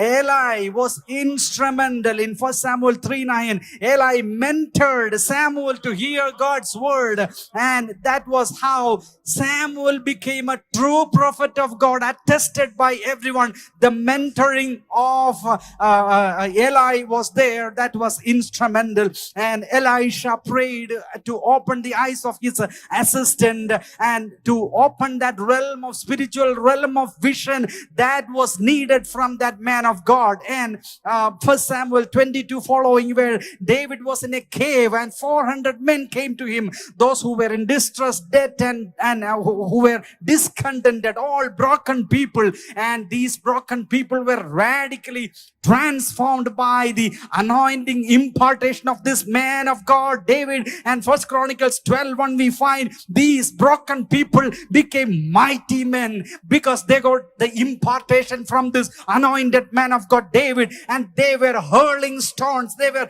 efficient in hurling stones and slingshot. How it was an impartation that passed down from David. So this impartation is important as you live in the cover of anointing. Sometimes some people forget that they were imparted by mighty men of God, but as they progress in future, they forget totally about their past. So they always think about, always have some flashbacks of your past life, what you were and where you are now, and always thank the Lord for that. And the most important story which a pastor said, Moses had his sharpening from Jethro, and from there he learned many things, and Moses had lakhs of people around him, but one young man, this mantle from Moses fell on just one man. It's not a kith and kin. It's not in anyone related to his relationship or anyone of his relatives. But Joshua, son of Nun, was anointed by Moses. And you find this man, young man, in Numbers 11:28. Joshua, son of Nun, servant of Moses, he called the man of God, my Lord. That means he treated the leader, the anointed man of God, like God himself, with great respect. In Exodus 3:11, you can find the servant Joshua did not depart from the tent. That means he was always with this man of God. Exodus 17:19, he was there to elect the leaders from the tribes of Yahweh. 24:13, Moses ascended to the mount of God. Aaron was there downside making the golden calf. All the people were indulging that false worship. This man of God, Joshua, he did not indulge in any of the things. He was there in the cleft, neither up there nor with the people. He was in between. He was waiting for the man of God. And at last, what happened? What was the result? Numbers 27:18-27, most important words. Joshua became another Moses. To quote Pastor exactly, Joshua became another Moses with the same spirit, with the same anointing, with the same vision. And mighty men, Moses underwent a tremendous amount of struggles and challenges in his life to get this anointing. But Joshua didn't go through all these things, but he did one thing. He held close to this anointed man of God. When everyone departed, when everyone wanted to kill Moses, he was the one who clung close to him. And because of that, within a second, this anointing which he received, which he toiled night and day, fasting and praying, being alone with the Lord, that was imparted in one moment. And a similar situation happened in pastor's life as he was in Florida in a special meeting with Reinhard Bonnke, the great man of God, and that his anointing was imparted to him in just a one moment. And his friend said, "You are a blessed man." Why? Because Reinhard Bonnke toiled long for getting this anointing. He had huge amount of challenges. He went through huge amount of struggles and received this anointing. But that was imparted to you. All those years of toil made this valuable and precious anointing. He kept that anointing that was given to you in one moment. And this scary incident, I don't know how to narrate that, how to say that, this scary incident that happened to a great man of God. You get this anointing from a person as it is imparted in a moment, and you can also lose, you can also forfeit this anointing in one moment. As this man of God indulged in a relationship with a lady, with that one moment, this man's 30 years of ministry that was lost, and he died not as a minister but as a backslider. Dear ones, take heed to this. Do not ever lose this precious anointing. Always hold close to the Lord and give value to the anointing. Then only you will be blessed. Then only you can go long in the ministry. അഭിഷേകത്തെ നിങ്ങൾ ഗാഢിയുക, അഭിഷേകമുള്ളവരെയും നിങ്ങൾ സംരക്ഷിക്കുക. Yes, important. കാരണം ഒരു ഏലി ഇല്ലാതെ ഒരു Samuel ഇല്ല, ഒരു സാമുവേൽ ഇല്ലാതെ ഒരു ഡേവിഡ് ഇല്ല, ഒരു ഡേവിഡ് ഇല്ലാതെ എറിയുന്ന 400 വീരന്മാരില്ല, ഒരു ഏലിയാവില്ലാതെ ഒരു എലീശ ഇല്ല, ക്രിസ്തു എന്ന അഭിഷിക്തനില്ലാതെ 12 ശിഷ്യന്മാർ അപ്പോസ്തലന്മാരില്ല, ഒരു പോൾ ഇല്ലാതെ ഒരു തിമോത്തി ഇല്ല, ഒരു അനന്യാസ് ഇല്ലാതെ ഒരു പോൾ ഇല്ല. It's very important. It's a root. Thank you, Lord Jesus. Thank you, precious God. ശൗല് ദൈവത്തിന്റെ അഭിഷിക്തനായിരുന്നു. ദാവീദ് ഈ അദുല്ലാം ഗുഹയിൽ ഇരിക്കുന്ന സമയത്ത് ദാവീദിനെ തപ്പിത്തിരക്കി, ദാവീദിനെ കൊല്ലാൻ നടക്കുക ആര്? ശൗല്. എങ്ങനെയോ ശൗല് വന്ന് ഈ ഗുഹയ്ക്കകത്ത് കയറി തിരക്കി വന്നു. നമ്മൾ പറയുന്ന പോലെ സിംഹത്തിന്റെ മടയില ചെന്ന് പുള്ളി കയറിയ ഉടനെ ദാവീദിന്റെ കൂടെ നിന്ന് 400 പേര് ഒരുപോലെ ദാവീദിന് ഇൻഫർമേഷൻ കൊടുത്തു. ഒറ്റയ്ക്ക് കിട്ടിയിരിക്കുകയാണ്, നമുക്ക് ഇവിടെ വെച്ച് തീർത്ത് കളയാന്ന് പറഞ്ഞു. ഒറ്റയ്ക്ക് കിട്ടിയിരിക്കുകയാണ്, ഇവിടെ വെച്ച് തീർത്ത് കളയാന്ന് പറഞ്ഞു. ദാവീദ് അവിടെ പറഞ്ഞൊരു കാര്യമുണ്ട്, അവൻ യഹോവയുടെ അഭിഷിക്തനല്ലയോ, എന്റെ കരം ഒരിക്കലും യഹോവയുടെ അഭിഷിക്തന് വിരോധമായി ചലിക്കുകയില്ല. എന്നിട്ട് പുറകെ കൂടെ ചെന്ന് ശൗലിന്റെ വസ്ത്രാഗ്രം ഡേവിഡ് കട്ട് ചെയ്തു. എന്നിട്ട് ശൗലിനെ കാണിച്ചിട്ട് പറഞ്ഞു, യജമാനനെ, എനിക്ക് നിന്റെ തുണി പുറകെ വന്ന് മുറിക്കാമായിരുന്നെങ്കിൽ അതേ വാളുകൊണ്ട് നിന്നെ എനിക്ക് വെട്ടിക്കൊല്ലായിരുന്നു. പക്ഷെ ഞാൻ ഒരിക്കലും അത് ചെയ്യില്ല. I respect your anointing. അതുകൊണ്ട് എന്തോ മോനെ സംഭവിച്ചെന്നറിയോ?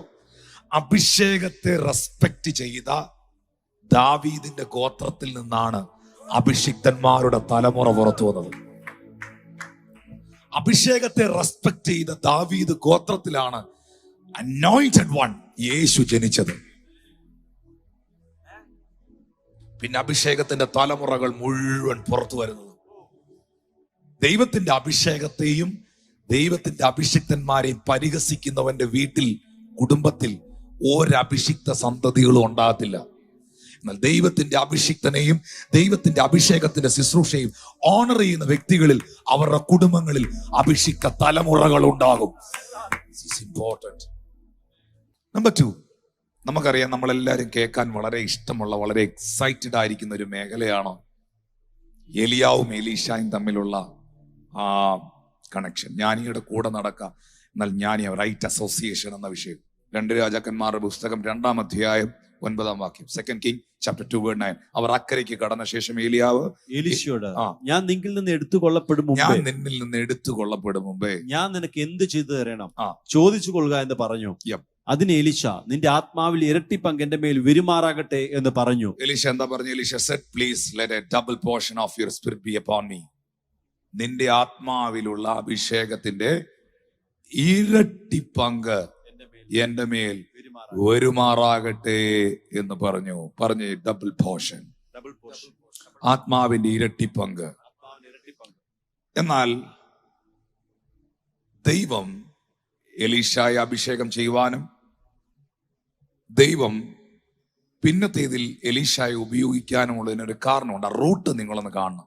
നമുക്ക് ഈ ഏലിയാവിന്റെ മേളിൽ കിടന്ന അഭിഷേകത്തിന്റെ ഇരട്ടി പങ്ക് എലീശയുടെ മേൽ വന്നു എന്നുള്ളതാണ് നമ്മൾ ഹൈലൈറ്റ് ചെയ്യുന്നതും പഠിച്ചതും വായിച്ചതും ശ്രദ്ധിച്ചതുമല്ല. പക്ഷെ അതിനൊരു റൂട്ടുണ്ട്. അത് മനസ്സിലാക്കാൻ 1 രാജാക്കന്മാരുടെ പുസ്തകം 19-ാം അധ്യായം 16 മുതൽ 21 വരെ ഒന്ന് വായിക്കണം. Very important. അത് നിങ്ങൾ നോട്ട് ചെയ്യണം, ആത്മാവിലാക്കണം. ഞാനൊരു 5 മിനിറ്റ് കൊണ്ട് ഇത് പറയും. ഭയങ്കര ഇമ്പോർട്ടന്റ് ആയിട്ടുള്ള ഒരു സംഗതിയാണ്. നിംശിയുടെ മകനായ യേഹൂവിനെ ആ. ഇസ്രായേലിന്റെ രാജാവായിട്ട് അഭിഷേകം ചെയ്യണം. ആബേൽ മെഹോലയിൽ നിന്നുള്ള ഷാഫാത്തിന്റെ മകനായ എലീശയെ നിനക്ക് പകരം പ്രവാചകനായിട്ട് അഭിഷേകം ചെയ്യുകയും വേണം. ഇവിടെ തന്നെ ഈ പറഞ്ഞിരിക്കുന്നിടത്ത് തന്നെ ഡിഫറെന്റ് കൈൻഡ്സ് ഓഫ് അനോയിന്റിങ്ങിനെ കുറിച്ച് പറയുന്നുണ്ട്. യേഹുവിനെ രാജാവായിട്ട് അഭിഷേകം ചെയ്യണം, എലീശായെ പ്രവാചകനായിട്ട് അഭിഷേകം ചെയ്യണം. ഇതാരെയാ ഏൽപ്പിക്കുന്നേ? ഏലിയാവിനെ. ഇതാ ഞാൻ ഇന്നത്തെ മെസ്സേജിൽ പ്രധാനമായി പറഞ്ഞേ. ദൈവത്തിന് ഇവരെ നേരിട്ട് പോയി അഭിഷേകം ചെയ്തുകൂടെ? ഇല്ല.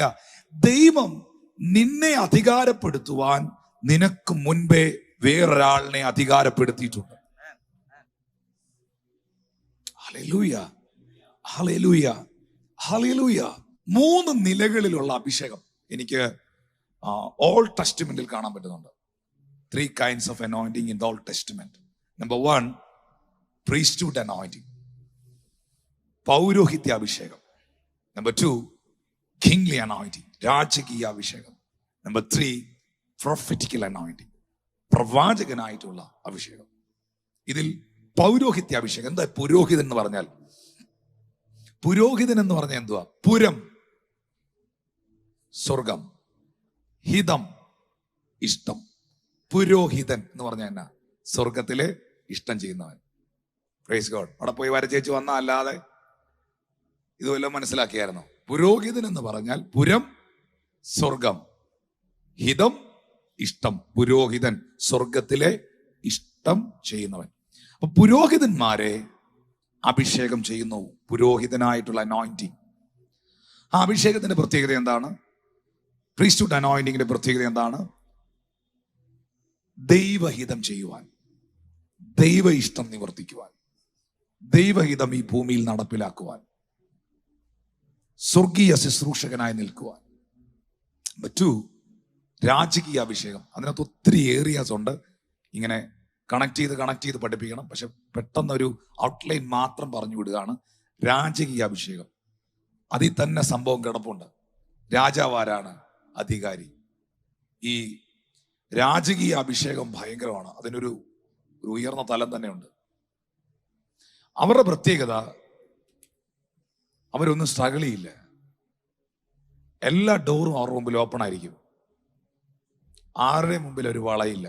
പക്ഷെ അവരുടെ മുമ്പിൽ ആൾക്കാർ വളഞ്ഞു നിൽക്കും. ഏത് മന്ത്രിയും ഏത് പുള്ളിയും നേരെ കണ്ട എഴുന്നേറ്റിരിക്കും. എഴുന്നേക്കണമെന്ന് ഇല്ല പുള്ളിക്ക്, എഴുന്നേക്കണം തോന്നുന്നു. പക്ഷെ കാണുമ്പോൾ അങ്ങ് എഴുന്നേറ്റ് പോവുക. എന്തുവാന്ന് അവർക്കൊട്ട് അറിയത്തുമില്ല. ഞാൻ ഇന്ന് ഒരു പാസ്റ്ററെ കണ്ട ഞാൻ ഇന്ന് എഴുന്നേക്കൊന്നുമില്ല.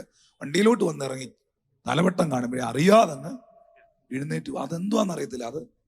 അത് ഇതാ, ആരുടെയും മുമ്പിൽ എഴുന്നേക്കാത്തവർ, ആരെയും തൊഴുതാത്തവർ എഴുന്നേറ്റ് നിന്ന് മുട്ടയെ കുത്തിപ്പിടിച്ചിന്ന് പ്രാർത്ഥിക്കുന്നത്. കിങ്ലി അനോയിന്റിങ്, രാജകീയ അഭിഷേകം. അതൊരു അതോറിറ്റി കേട്ടോ. പ്രൊഫറ്റിക്കൽ അനോയിന്റിങ് ഔട്ട്ലൈൻ ആണ്. പൗരോഹിത്യ അഭിഷേകം, സ്വർഗത്തിൽ ഇഷ്ടം ചെയ്യുവാൻ. രാജകീയ അഭിഷേകം എന്ന് പറയുന്നത് ഒരു അസാധാരണ അധികാരമാണ്. എല്ലാ ഡോറും പുള്ളിയുടെ മുമ്പിൽ ഓപ്പൺ ആയിരിക്കും. എങ്ങും പുള്ളിക്ക് സ്ട്രഗിൾ കാണത്തില്ല. ചെന്ന് പറയുന്നത് അത് നടന്നിരിക്കും. കൽപ്പിക്കുക, തിരിച്ചു വരിക എന്ന് മാത്രമേ ഉള്ളൂ. പ്രവാചകന്റെ അഭിഷേകം എന്ന് പറയുന്നത് ഈ ഭൂമിയിൽ ദൈവത്തിന്റെ ശബ്ദത്തെ, ദൈവത്തിന്റെ ആലോചനകളെ, ദൈവത്തിന്റെ ഹിതങ്ങളെ വ്യക്തികൾക്ക് വെളിപ്പെടുത്തി കൊടുക്കുന്നവൻ. അത് കേട്ടിട്ട് ജനം ദൈവമുണ്ടെന്ന് വിശ്വസിച്ച് നെടുമ്പാട് വീഴുകയും ജനത്തിന്റെ വിശ്വാസത്തിന്റെ വർധനവിനായി ദൈവം ഉപയോഗിക്കുകയും ചെയ്യുന്നവൻ. ഇവിടെ ഏലിയാവ് എന്ന് പറയുന്ന മനുഷ്യനോട് 2 നിലയിലുള്ള അഭിഷേകത്തെ പകരാനായി ദൈവം നിയോഗിക്കുകയാണ്. ഒന്ന്, യേഹൂവിനെ രാജാവായിട്ടും എലീശായെ പ്രവാചകനായിട്ട്. 17-ാമത്തെ വാക്യത്തിൽ പറയുന്നുണ്ട്, അസായേലിന്റെ വാളിന് തെറ്റിപ്പോകുന്നവനെ യേഹൂ കൊല്ലും, യേഹൂവിന്റെ വാളിന് തെറ്റിപ്പോകുന്നവനെ എലീശ കൊല്ലും. 19-ാമത്തെ വാക്യം, അങ്ങനെ അവൻ പുറപ്പെട്ട് അവിടെ നിന്ന് സാഫത്തിന്റെ മകനായ ഏലിയാവ് സാഫത്തിന്റെ മകനായ എലീശായെ കണ്ടെത്തി. ഏലിയാവിന് എലീശയുടെ അടുക്കൽ ചെല്ലുവാൻ, അവനെ കണ്ടെത്തുവാൻ തടസ്സമൊന്നുമില്ല. പ്രൊഫറ്റിക്കൽ അനോയിന്റിങ് ഉള്ളവർക്ക് ഉയർന്ന തലത്തിലുള്ള ആത്മശക്തി വ്യാപരിക്കുന്നവർ നാവിഗേറ്റ് ചെയ്തിരിക്കും. ഒരു സംശയം അതിനകത്ത് വേണ്ട. അവർ പോയിരിക്കും, പിടിച്ചിരിക്കും. കൃത്യമായിട്ട് ഇടയ്ക്ക് ഇറങ്ങിച്ചെന്ന് നമ്മളൊന്നും പരിചയപ്പെടുത്തി കൊടുക്കേണ്ട ആവശ്യമേ ഇല്ല. പുള്ളി തപ്പിയെടുത്തിരിക്കും. ഒരു സംശയം അതിനകത്ത് വേണ്ട. ഹല്ലേലൂയ. പാസ്റ്റർ ഒന്ന് വായിച്ച വാക്യം ഒന്ന് വായിച്ചേ. അവൻ അവിടെ നിന്ന് പുറപ്പെട്ട് സാഫാത്തിന്റെ മകനായ ഏലീശയെ കണ്ടെത്തി. അവൻ 12 ഏർ കാള പൂട്ടി ഉഴുവിച്ചുകൊണ്ടിരുന്നു. 12-ാമത്തേതിനോട് കൂടെ താൻ തന്നെ ആയിരുന്നു. ഏലിയാവ് അവന്റെ അരികെ ചെന്ന് തന്റെ പുതപ്പ് അവന്റെ മേൽ ഇട്ടു. അവൻ കാളയെ വിട്ട് ഏലിയാവിന്റെ പിന്നാലെ ഓടി, ഞാൻ എൻ്റെ അപ്പനെയും അമ്മയും ചുംബിച്ചു കൊള്ളട്ടെ, അതിനുശേഷം ഞാൻ നിന്റെ പിന്നാലെ വരാം എന്ന് പറഞ്ഞു. അതിന് അവൻ, പോയി വരിക, എന്നാൽ ഞാൻ നിനക്ക് എന്ത് ചെയ്തിരിക്കുന്നു എന്നോർക്ക എന്ന് പറഞ്ഞു. 19-ാമത്തെ വാക്യത്തിൽ പറയുന്നു, എലീശ കാളയെ പൂട്ടി ഉഴവിച്ചുകൊണ്ടിരിക്കുകയായിരുന്നു. അല്ലേ? അതെ. കഷ്ടപ്പെടുകയായിരുന്നു, ഒഴുകുകയായിരുന്നു. അല്ല, ഈ സമയത്ത് ഏലിയാവ് അവന്റെ അടുക്കൽ ചെന്ന് അവന്റെ പുതപ്പ് അവന്റെ മേലിട്ടു. എന്റെ ചോദ്യം, ഏലിയാവിന്റെ പുതപ്പ് എത്ര പ്രാവശ്യം എലീശയുടെ മേൽ വന്നിട്ടുണ്ട്? നമ്മൾ പറയുന്നു 1 പ്രാവശ്യം, അല്ല 2 പ്രാവശ്യം, 2 times. എലീശായെ ആദ്യം ഏലിയാവ് ചെയ്തത് തന്റെ സ്പിരിച്വൽ കവറിങ്ങിനകത്ത് കയറ്റി. അതാണ് അവിടെ എഴുതിയിരിക്കുന്നത്. പുതപ്പ് അവന്റെ മേൽ ഇട്ടു. അത് അഭിഷേകത്തിന്റെ പുതപ്പല്ല, അത് പിന്നീടാ. 20-ാമത്തെ വാക്യത്തിൽ അവൻ കാളയെ വിട്ട് ഏലിയാവിന്റെ പിന്നാലെ. ആരുടെ സ്പിരിച്വൽ കവറിങ്ങിലേക്കാണോ അവൻ കയറിയത്, ഏത് കവറിങ് ആണോ അവന്റെ മേൽ ഇട്ടത്, അവൻ അതിന്റെ പിന്നാലെ, അവന്റെ പിന്നാലെ ഓടി. ഇതൊരു ഭയങ്കര ബൈബിൾ പ്രിൻസിപ്പിൾ ആണ്. നീ ഏത് സ്പിരിച്വൽ കവറിങ്ങിലാണോ നിൽക്കുന്നത്, നീ ഏത് സഭയിലാണോ നിൽക്കുന്നത്, നീ ഏത് അഭിഷേകത്തിന്റെ കീഴിലാണോ നിൽക്കുന്നത്, കണ്ടതിന്റെ എല്ലാം പിന്നാലെ ഓടാനല്ല ദൈവം വിളിച്ചത്. അവൻ അതിന്റെ പിന്നാലെ ഓടി. എന്നിട്ടൊരു ക്വസ്റ്റ്യൻ, ഞാൻ എൻ്റെ അപ്പനെയും അമ്മയും ചുംബിച്ചോട്ടെ, വീട്ടിൽ പോയി എൻ്റെ പപ്പായ്ക്കും അമ്മയ്ക്ക് കെട്ടിപ്പിടിച്ചൊരു ഉമ്മ കൊടുത്തിട്ട്, ഏലിയാവേ ഞാൻ നിന്റെ പിന്നാലെ വരാം. ഓക്കെ, കവറിങ് എൻ്റെ മേൽ ഇട്ടതിന് നന്ദി, എന്നെ തെരഞ്ഞെടുത്തതിന് നന്ദി, എന്നെ നിന്റെ സ്പിരിച്വൽ പ്രൊഫറ്റിക്കൽ കവറിങ്ങിൽ കയറ്റിയതിന് നന്ദി, പക്ഷെ ഞാൻ വീട് വരെ പോയിട്ട് വരട്ടെ. സഡൻലി ഏലിയ പറയുന്നു, നോ പ്രോബ്ലം, പോയിട്ട് വാ. കാരണം ഒരു അഭിഷിക്തന്റെ ഏറ്റവും വലിയ ക്വാളിറ്റിയാ, പുള്ളി ആരെയും കൺട്രോൾ ചെയ്യത്തില്ല. ഓക്കെ, നീ പോയിട്ട് വാ. But for what have I done to thee, ഞാൻ നിനക്ക് വേണ്ടി ചെയ്തതെന്തെന്ന് നീ ഓർക്കുക. ഈ കവറിങ് ഇല്ലേ, ഈ സ്പിരിച്വൽ കവറിങ്, ഈ അനോയിന്റഡ് കവറിങ്, ഇത് നിന്റെ അമ്മയ്ക്കോ അപ്പനോ അമ്മായിമ്മയ്ക്കോ കുടുംബക്കാർക്കോ നാട്ടുകാർക്കോ നിന്റെ കൂട്ടുകാർക്കോ ലോകത്തിൽ ഒരു മനുഷ്യനും തരാൻ കഴിയുന്നതല്ല. It's very precious. നിങ്ങൾക്ക് ഒരു സത്യം അറിയോ പ്രിയപ്പെട്ടവരെ, ഈ എലീശ എന്ന് പറയുന്ന മനുഷ്യൻ ഈ സ്പിരിച്വൽ കവറിങ്ങിൽ നിന്നതിന്റെ വിലയെ പുള്ളിക്ക് ഉണ്ടായിരുന്നുള്ളൂ. അതാണ് 2 രാജാക്കന്മാരുടെ പുസ്തകം 3-ാം അധ്യായം 11-ാമത്തെ വാക്യത്തില് അന്നത്തെ കാലത്തെ രാജാവായിരുന്ന യഹോശാഫത്ത് ദൈവത്തിന്റെ അരുളപ്പാട് ചോദിക്കാൻ ഒരു പ്രവാചകനെ അന്വേഷിക്കുമ്പോൾ ഇസ്രായേലിന്റെ രാജാവിന്റെ ഭൃത്യന്മാരിൽ ഒരുത്തൻ പറഞ്ഞു, ഏലിയാവിന്റെ കൈക്ക് വെള്ളം ഒഴിച്ച ശാപത്തിന്റെ മകനായ എലീശ ഇവിടെ ഉണ്ടെന്ന് പറഞ്ഞു. ഒരു രാജ്യത്തിലെ രാജാവ് ഒരു ദൂത് കേൾക്കാൻ ഒരു പ്രവാചകനെ തിരയുമ്പം ആ രാജ്യത്തിന്റെ പ്രതിനിധി ഭൃത്യൻ എന്തോ പറഞ്ഞു കൊടുത്തേന്നറിയോ? ഇവിടെ നമുക്കറിയാലോ, ഏലിയാവിന്റെ കൂടെ നിന്ന, അവന്റെ കൈക്ക് വെള്ളം ഒഴിച്ചു കൊടുത്ത ശാഫത്തിന്റെ മകനാ എലീശ അവിടെ ഉണ്ട്. അവനെ വിളിക്കാൻ പറഞ്ഞു. കൊട്ടാരത്തിൽ ചെന്നു, ദൈവിക ആലോചന അറിയിച്ചു. അപ്പൊ ഏലീശായെ അറിയപ്പെട്ടത് എന്തുവാ? ഏലീശായുടെ വില എന്തുവായിരുന്നു? ഏലിയാവിന്റെ കൈക്ക് വെള്ളം ഒഴിച്ചു കൊടുത്ത മനുഷ്യൻ. ഏലീശ ഏലിയാവിന് ശുശ്രൂഷ ചെയ്തെന്നല്ലേ എഴുതിയിരിക്കുന്നു. നമ്മൾ വിചാരിച്ച് ഷുഗറിന്റെ മയക്കും. ഏലീശ ഏലിയാവിന് എന്ത് ചെയ്തു? അവന്റെ ശുശ്രൂഷക്കാരനായി തീർന്നെന്നല്ലേ എഴുതിയിരിക്കുന്നത്. ആ കവറിങ്ങിനകത്ത് കയറിയപ്പം നമ്മൾ വിചാരിച്ചത് പ്രൊഫസിയും പാട്ടും ഭയങ്കര മയക്കെടുത്തവർ. അല്ല, അതൊന്നും അല്ലായിരുന്നു. കൈക്ക് വെള്ളം ഒഴിച്ചു കൊടുക്കുക, പെട്ടി എടുത്തുകൊണ്ട് കിടക്കുക, ബൈബിള് പിടിക്കുക, കൂടെ നിൽക്കുക, ഇതേ പുള്ളി ചെയ്തോളൂ. പക്ഷെ അതിന്റെ വാല്യൂ ഭയങ്കരമായിരുന്നു. രാജാവ് പോലും തന്നെ അന്വേഷിക്കുമ്പോൾ, എലീശ എനിക്കറിയാം, പുള്ളി വലിയ പ്രവചനമൊക്കെ നടത്തി. നമ്മൾ കണ്ടായിരുന്നു കഴിഞ്ഞ ദിവസം ക്രൂസൈഡിൽ തന്നെ 7000 പേര് ഉണ്ടായിരുന്നു പുള്ളിയുടെ. കണ്ടില്ല, ഫ്ലെക്സിലൊക്കെ ഉണ്ടായിരുന്നു പുള്ളി. പവർ വിഷനിലും ഹാർവസ്റ്റിലും എലീശ പ്രസംഗിക്കുന്നതും ഉണ്ട്. എന്നാണോ? അല്ല. ടിവിയിലുള്ള പുള്ളി അതാണോ? അല്ല. ഏലിയാവിന്റെ കൈക്ക് വെള്ളം ഒഴിച്ചു കൊടുത്തവൻ, ഏലിയാവിനെ ശുശ്രൂഷിച്ചവൻ. മക്കളെ, ഇതിന്റെ ഞാനീ പറഞ്ഞു വരുന്നതിനാ value of anointing. Value of രാജാക്കന്മാർ അന്വേഷിക്കുന്നു അഭിഷിക്തന്മാരെ. നമുക്ക് നമ്മുടെ ആൾക്കാർക്കായി വിലയില്ലാതെ, അതിന്റെ പ്രശ്നം വേറെയാ. നമ്മുടെ ആൾക്കാരാണ് ഇതിനെ വിലയില്ലാതെ കാണുന്നത്. No, this very valuable thing. അതാണ് ജോഷുവയോട് പറഞ്ഞത്, നിന്റെ ഉള്ളങ്കാൽ ചവിട്ടുന്ന ദേശം ഞാൻ നിനക്ക് അവകാശമായി തരുന്നു. ഒരു അഭിഷിക്തൻ കാല് ചവിട്ടുന്നതിന് അനുഗ്രഹിക്കും വിടും. പെട്ടകം ചുമക്കുന്ന പുരോഹിതന്മാർ, ദൈവശക്തി ക്യാരി ചെയ്യുന്ന, ദൈവത്താൽ അഭിഷേകം ചെയ്യപ്പെട്ട പുരോഹിതന്മാർ, അവരുടെ ഉള്ളങ്കാൽ ജോർദാനിൽ ചവിട്ടിയപ്പോൾ യോർദാൻ 2 വിഭാഗിക്കപ്പെട്ടു. പാവപ്പെട്ട അമ്മമാരൊക്കെ പറയുന്നത് കേട്ടിട്ടുണ്ടോ? നമ്മുടെ ചർച്ചിലെ വലിയ പുള്ളികളല്ല, പാസ്റ്റേ ഞങ്ങളുടെ വീട് വരെ എന്ന് പറഞ്ഞേ, പാസ്റ്റേ കേട്ടിട്ടുണ്ടോ? പാസ്റ്റേ ദേവാസനെ ഞങ്ങളുടെ വീട് വരെ എന്ന് പറഞ്ഞേ. പാസ്റ്റേ ഞങ്ങൾ ഈ ചാരിറ്റിക്കൊക്കെ വേണ്ടി പോയ സമയത്ത് കിറ്റ് കൊടുക്കാനും സാധനം കൊടുക്കാനും ഒക്കെ പാസ്റ്റേ ഉള്ളേറിയകളിൽ, ഗ്രാമങ്ങളിൽ, മലകളിലൊക്കെ പോയ സമയത്ത് ഞാനും ഇവരുടെ കൂടെ പോയി. നമ്മുടെ ചർച്ചയിൽ വരുന്ന സാധുക്കളായ സഹോദരിമാർ, അമ്മമാരെ, കുടുംബം അങ്ങനെയുള്ളവര്, ഞങ്ങൾ വെളിയിൽ നിന്ന്, കോവിഡൊക്കെ ആണ്ട് അകത്ത് കയറാൻ പറ്റും, വെളിയിൽ നിന്നാ കിറ്റ് കൊടുക്കുന്നത്. ഇന്നത്തെ എത്ര പേരെ പറഞ്ഞു, പാസ്റ്റേ വീട്ടിൽ ഒന്ന് കയറുവോ?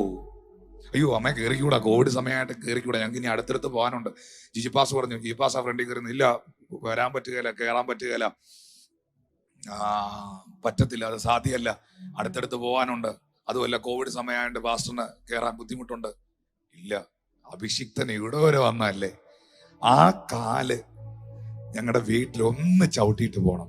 It's A faith. ആ കാല് ഞങ്ങളുടെ വീട്ടിലൊന്ന് ചവിട്ടിയിട്ട് പോകണം. ഇവിടുത്തെ വമ്പന്മാർക്കും വലിയ പുള്ളികൾക്കും ഇല്ലാത്ത വെളിപ്പാട്, ജ്ഞാനികൾക്കും വിവേകികൾക്കും ഇല്ലാത്ത ഈ റെവലേഷൻ, അക്ഷരാഭ്യാസം ഇല്ലാത്ത, 5ാം ക്ലാസ് പോലും ജയിച്ചിട്ടില്ലാത്ത ഈ പ്രിയപ്പെട്ടവർക്ക് കൊടുത്ത കർത്താവിനെ ഞാൻ സ്തോത്രം ചെയ്യുക.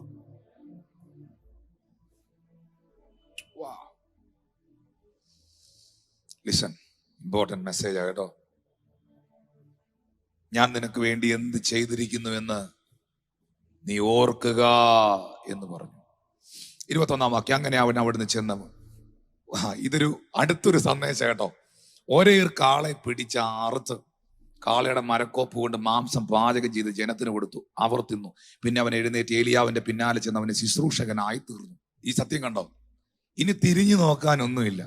ഈ കാളയും തടിയും സെറ്റപ്പ് അവിടെ കിടന്ന ഇടയ്ക്കിടയ്ക്ക് അതിനെ പോയി കാണണമെന്ന് തോന്നും.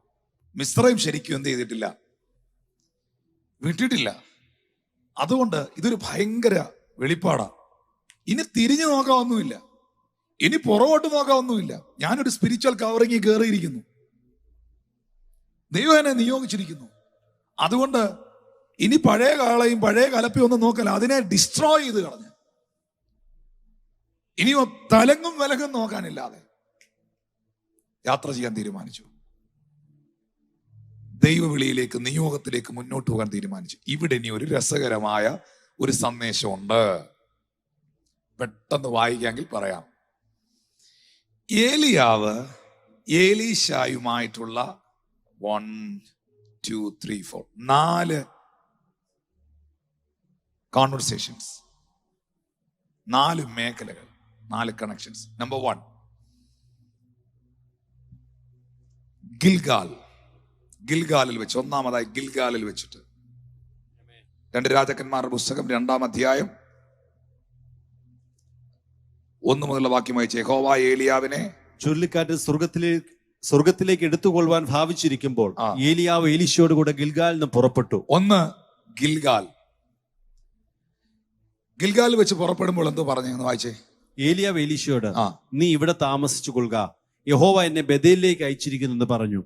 ഏലീശ അവനോട്, യഹോവയാണ്, നിന്റെ ജീവനാണ്, ഞാൻ നിന്നെ വിടുകയില്ല എന്ന് പറഞ്ഞു. അങ്ങനെ അവർ ബഥേലിലേക്ക് പോയി. ബഥേലിലെ പ്രവാചക ശിഷ്യന്മാർ ഏലീശയുടെ അടുക്കൽ പുറത്തു വന്ന് അവനോട്, യഹോവ ഇന്ന് നിന്റെ യജമാനെ നിന്റെ തലയ്ക്ക് നിന്ന് എടുത്തുകൊള്ളും എന്ന് നീ അറിയുന്നുവോ എന്ന് ചോദിച്ചു. അതിനവൻ, അതെ, ഞാൻ അറിയുന്നു, നിങ്ങൾ മിണ്ടാതിരിപ്പീൻ എന്ന് പറഞ്ഞു. ഏലിയാവ് അവനോട്, ഏലീശേ, നീ ഇവിടെ താമസിച്ചു കൊള്ളുക, യഹോവ എന്നെ യെരിഹോവിലേക്ക് അയച്ചിരിക്കുന്നു എന്ന് പറഞ്ഞു. അതിനവൻ, യഹോവയാണ്, നിന്റെ ജീവനാണ്, ഞാൻ നിന്നെ വിടുകയില്ല എന്ന് പറഞ്ഞു. അങ്ങനെ അവർ യെരിഹോവിലേക്ക് പോയി. യെരിഹോവിലെ പ്രവാചക ശിഷ്യന്മാർ ഏലീശയുടെ അടുക്കൽ വന്ന് അവനോട്, യഹോവ ഇന്ന് നിന്റെ യജമാനെ നിന്റെ തലയ്ക്കിൽ നിന്ന് എടുത്തുകൊള്ളും എന്ന് നീ അറിയുന്നുവോ എന്ന് ചോദിച്ചു. അതിനവൻ, അതെ, ഞാൻ അറിയുന്നു, നിങ്ങൾ മിണ്ടാതിരിപ്പീൻ എന്ന് പറഞ്ഞു. ഏലിയാവ് അവനോട്, നീ ഇവിടെ താമസിച്ചു കൊള്ളുക, യഹോവ എന്നെ യോർദാങ്കിലേക്ക് അയച്ചിരിക്കുന്നു എന്ന് പറഞ്ഞു. അതിനവൻ, യഹോവയാണ്, നിന്റെ ജീവനാണ്, ഞാൻ നിന്നെ വിടുകയില്ല എന്ന് പറഞ്ഞു.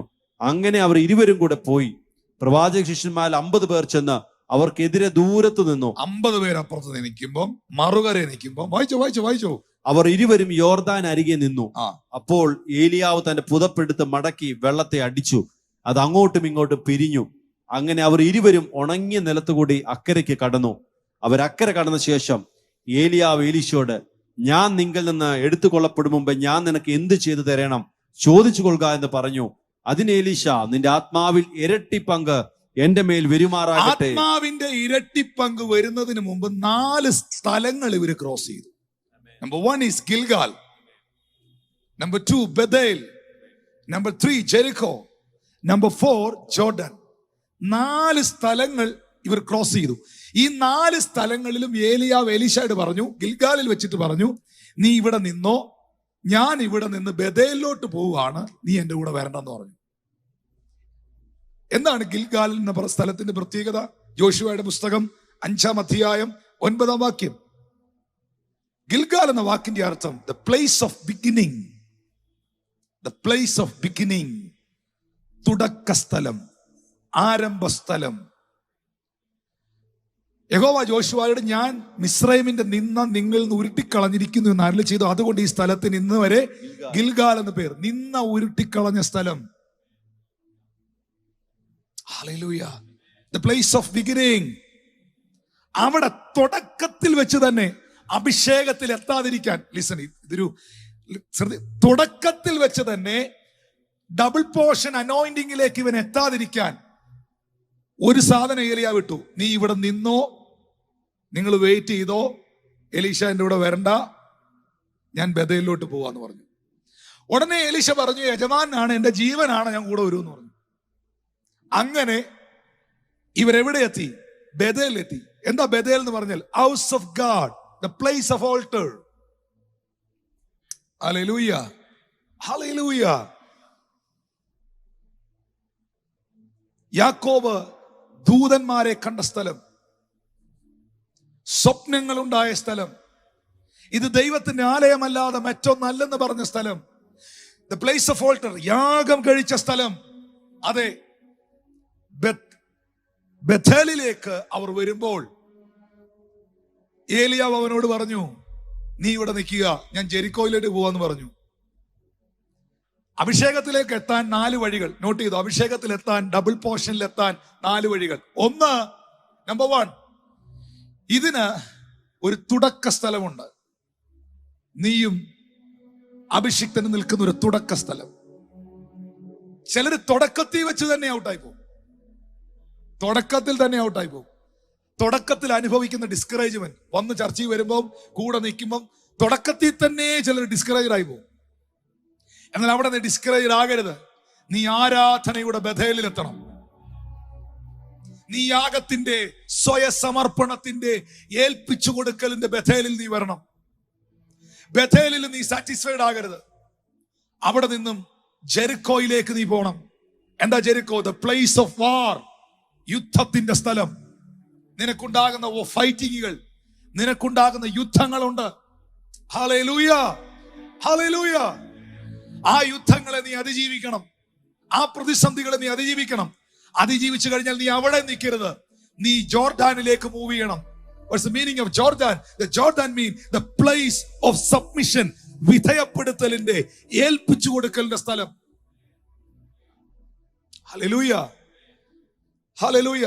തുടക്കത്തിൽ അനുഭവിക്കുന്ന ഡിസ്കറേജ്മെന്റും, തുടക്കത്തിൽ അനുഭവിക്കുന്ന പ്രതിസന്ധികളും വെല്ലുവിളികളും കാര്യമാക്കാതെ മുന്നോട്ട് പോകുക. നിനക്കൊരു ബഥേലുണ്ട്. ബഥേലിലെ ആരാധനയും ബഥേലിലെ വർഷിപ്പും ബഥേലിലെ ഏൽപ്പിച്ചു കൊടുക്കലും കൊണ്ട് നിർത്തരുത്. നിന്റെ ജീവിതത്തിൽ ഒരു യുദ്ധത്തിന്റെ ജെറിക്കോയുണ്ട്. ആ യുദ്ധത്തിന്റെ ജെറിക്കോയിൽ നീ തളർന്നു പോകരുത്. നീ അവിടുന്ന് ജോർദാനിലേക്ക് മൂവ് ചെയ്യണം. അവിടെ വിധേയപ്പെടുത്തി കൊടുത്ത് 50 ശിഷ്യന്മാർ മറുകരയിൽ നിൽക്കുമ്പോൾ, അവിടെ നിന്നെ തന്നെ ഏൽപ്പിച്ചു കൊടുക്കുമ്പോൾ, ഏലിയാവ് തന്റെ മുകളിൽ കിടന്ന് പുതപ്പെടുത്ത് ജോർദാൻ, ഇനി ലിസൺ, ഇമ്പോർട്ടന്റ്, ഏലിയാവ് പുതപ്പെടുത്ത് ജോർദാനെ അടിക്കുമ്പോൾ ജോർദാൻ രണ്ടായി കീറി വിഭാഗിച്ചു പോകുന്നതാ എലീശ കണ്ടത്. ഇവരും നടന്ന് മറുകരയിൽ എത്തി നിൽക്കുമ്പം എലീശയ്ക്ക് എന്നാ പറയണമെന്ന് പോലും അറിയത്തില്ല. എലീശ ഇങ്ങനെ നോക്കി പോവാ, എന്ത് സംഭവിക്കുന്നത് പോലും അറിയത്തില്ല. മറുകരയിൽ എത്തിയപ്പോ ഒരു ക്വസ്റ്റ്യനും കൂടെ, നിനക്കെന്താ വേണ്ടേ? ഞാൻ നിനക്ക് വേണ്ടി എന്താ ചെയ്യണ്ടേ? എന്ത് ഈ പുള്ളി വാ തുറന്ന് പറഞ്ഞാലും നടക്കും. Praise God. എന്ത് പറഞ്ഞാലും സംഭവിക്കും. പക്ഷേ തിശ്ബിനായ ഏലിയാവിനെ ശക്തനാക്കി മാറ്റിയ, ഒന്നുമല്ലാത്തവനെ എല്ലാമാക്കി മാറ്റിയ, രാജാക്കന്മാരെയും ഭരണകൂടത്തെയും വിറപ്പിച്ച, സകല സാമ്രാജ്യങ്ങളെ നിലയ്ക്ക് നിർത്തിയ, സ്വർഗത്തിൽ നിന്ന് തീയിറക്കിയ, അവന്റെ മേളിൽ വെളിപ്പെട്ട് നിൽക്കുന്ന ഒരു അഭിഷേകമുണ്ട്. ജോർദാനെ രണ്ടായി വിഭാഗിച്ച ഒരു അഭിഷേകമുണ്ട്. ഹല്ലേലൂയ. ഒന്നുമല്ലാത്തവനെ എല്ലാമാക്കി മാറ്റിയ അഭിഷേകമുണ്ട്. ഒന്നും ചിന്തിച്ചില്ല.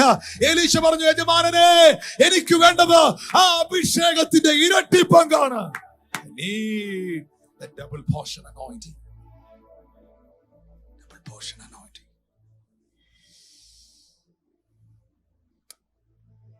മകളെ, ഇത് ഒരു ബന്ധമാണ്, ഇതൊരു കണക്ഷനാണ്. ഇനി ലിസൺ, ഈ വേർഡ് ഒന്ന് അർജന്റ്ലി നിങ്ങൾ വായിക്കേണ്ടത് ആവശ്യമാണ്. അതിന്റെ 10-11 വാക്യം.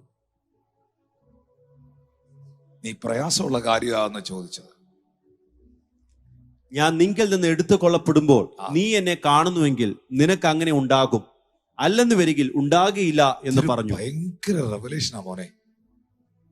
ഈ ഞാൻ ഉദ്ദേശിക്കുന്ന സ്ഥലം വരെ നീ എന്റെ കൂടെ കാണണം. അതാണ് കണ്ടീഷൻ. 11ാമത്തെ വാക്യം ഒന്ന് വായിച്ചേ. അവർ സംസാരിച്ചുകൊണ്ട് നടക്കുമ്പോൾ അഗ്നിരഥവും അഗ്നി അശ്വങ്ങളും വന്ന് അവരെ തമ്മിൽ ഒരു പദം പറയാനാണ് ഇത് വായിപ്പിക്കുന്നത്. ഇതൊന്നുമല്ല. വായിച്ചോ. അങ്ങനെ ഏലിയാവ് ചുഴലിക്കാറ്റിൽ സ്വർഗത്തിലേക്ക് കയറി. ഏലീശ അത് കണ്ടിട്ട് എന്റെ പിതാവേ, ഏലീശ അത് കണ്ടിട്ട് ഏലിയാവിനെ എന്തോ വിളിച്ചേ? എന്റെ പിതാവേ, മൈ ഫാദർ. ഒരു പുത്രനെ പോലെ കൂടെ നിന്നേ, ഒരപ്പനായിട്ട് ഏലിയാവിനെ കണ്ടേ. എന്താ 50 പേർ അപ്പുറത്ത് നിൽപ്പുണ്ടല്ലോ. ഏലിയാവിന്റെ പ്രൊഫറ്റിക്കൽ സ്കൂളിൽ, ഏലിയാവിന്റെ പ്രൊഫറ്റിക്കൽ മിനിസ്ട്രിയിൽ 51 പേരടങ്ങുന്ന ഈ ടീമിൽ 50 എണ്ണം അപ്പുറത്ത് നിൽക്കുമ്പോൾ, ഏലീശാഹേ, എന്തേ നിന്റെ മേൽ മാത്രം ഈ പുതപ്പ് വന്ന് വീണു? ബാക്കി 50 എണ്ണവും ഏലിയാവിനെ ഒരു ടീച്ചറായി കണ്ടപ്പോൾ ഇവൻ ഒരു അപ്പനായിട്ടാ കണ്ടേ. My father. നമ്മൾ വിചാരിച്ചത് ദൈവത്തെ വിളിക്കുന്ന, ദൈവത്തെ വിളിച്ചല്ലത്, ഏലിയാവിനെ നോക്കിക്കൊണ്ടായി പറയുന്നേ. And he cried, my father, the chariot of Israel. ഇസ്രായേലിന്റെ തേരും തേരാളിയുമായിരുന്നവനെ, നീ ആരായിരുന്നു ഇസ്രായേൽ? എന്തായിരുന്നു നിന്റെ ശബ്ദം? എന്തായിരുന്നു നിന്റെ മിനിസ്ട്രി? എന്തായിരുന്നു നിന്റെ അനോയിന്റിംഗ്? ഇസ്രായേലിന്റെ തേരും തേരാളിയുമായവരെ, മൈ ഡാഡ്, മൈ ഫാദർ.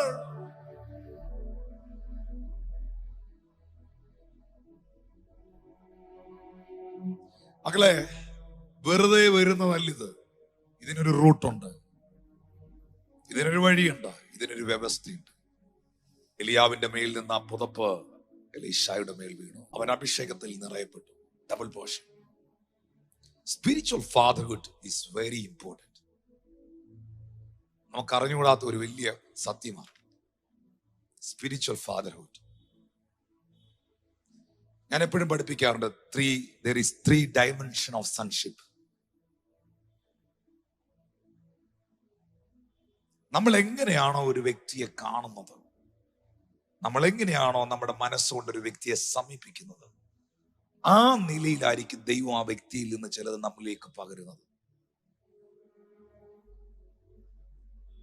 ഞാനെന്താ പറഞ്ഞ, ഗിൽഗാലിൽ നിന്ന് ബഥേലിലേക്കും, ബഥേലിൽ നിന്ന് ജെരിക്കോയിലേക്കും, ജെരിക്കോയിൽ നിന്ന് ജോർഡാനിലേക്കും, ജീവിതത്തിൽ ഈ സ്ഥലം വരെ എത്താൻ, ഈ മൂവ്മെന്റ് വരെ എത്താൻ നീ ഒരുപാട് സ്ഥലങ്ങളും സാഹചര്യങ്ങളും ഫേസ് ചെയ്യണം. ഒത്തിരി ഡിസ്കറേജ്മെന്റ് ഉണ്ടാകാം, ഒത്തിരി നിരുത്സാഹനങ്ങൾ ഉണ്ടാകാം. ബട്ട് ഫൈനലി ദൈവം ഉദ്ദേശിക്കുന്ന സമയം വരെ നീ നിൽക്കുമ്പോൾ ദൈവം നിന്റെ മേളിൽ പകരും. ആ ദൈവമാ പകരുന്നേ. Thank you, Holy Ghost. Lift your hands and say hallelujah. When Elijah was almost taken up, that was the time when Elijah was to go up to heaven, and a decisive question was asked by this great prophet to his younger assistant, what do you want from me? And that was a deep question. Whatever this younger man asked, that will be given to him. And he did not ask anything. He understood the value of this man's anointing, that despite he was just an ordinary man, but that man came from that unknown place and he became a great person. He actually fought to the dark forces during those time, and he shook the spiritual foundations of Ahab and Jezebel, and that was a great ministry. He did miracles and wonders. All that was not because of the charisma, it was because of the anointing that was on this person. And Elisha said, I need that anointing. And to move into that kind of an anointing, he had to pass through 4 points in that journey. First was Gilgal, and second was Bethel, third was Jericho, and 4 Jordan.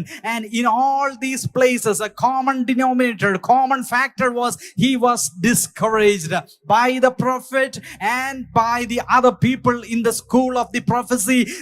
This man was discouraged to the core, but he still held on.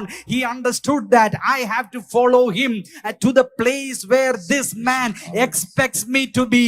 And at Gilgal, the beginning place, the place where the reproach was taken away, and in that place he stood faithful. At Bethel he stood faithful. He worshipped the Lord and gained the power to move forward.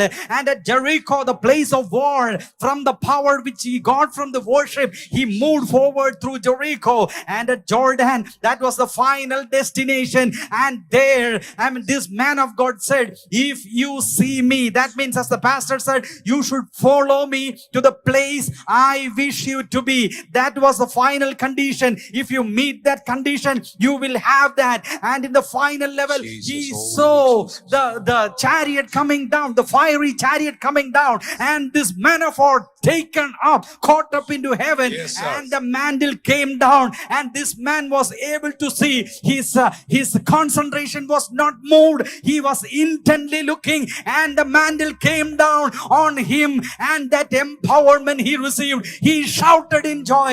He shouted in amazement, "Oh my Father, Yes. oh my Father." Yes. He treated that man of God as his father. That means as a son, he was serving that man of God.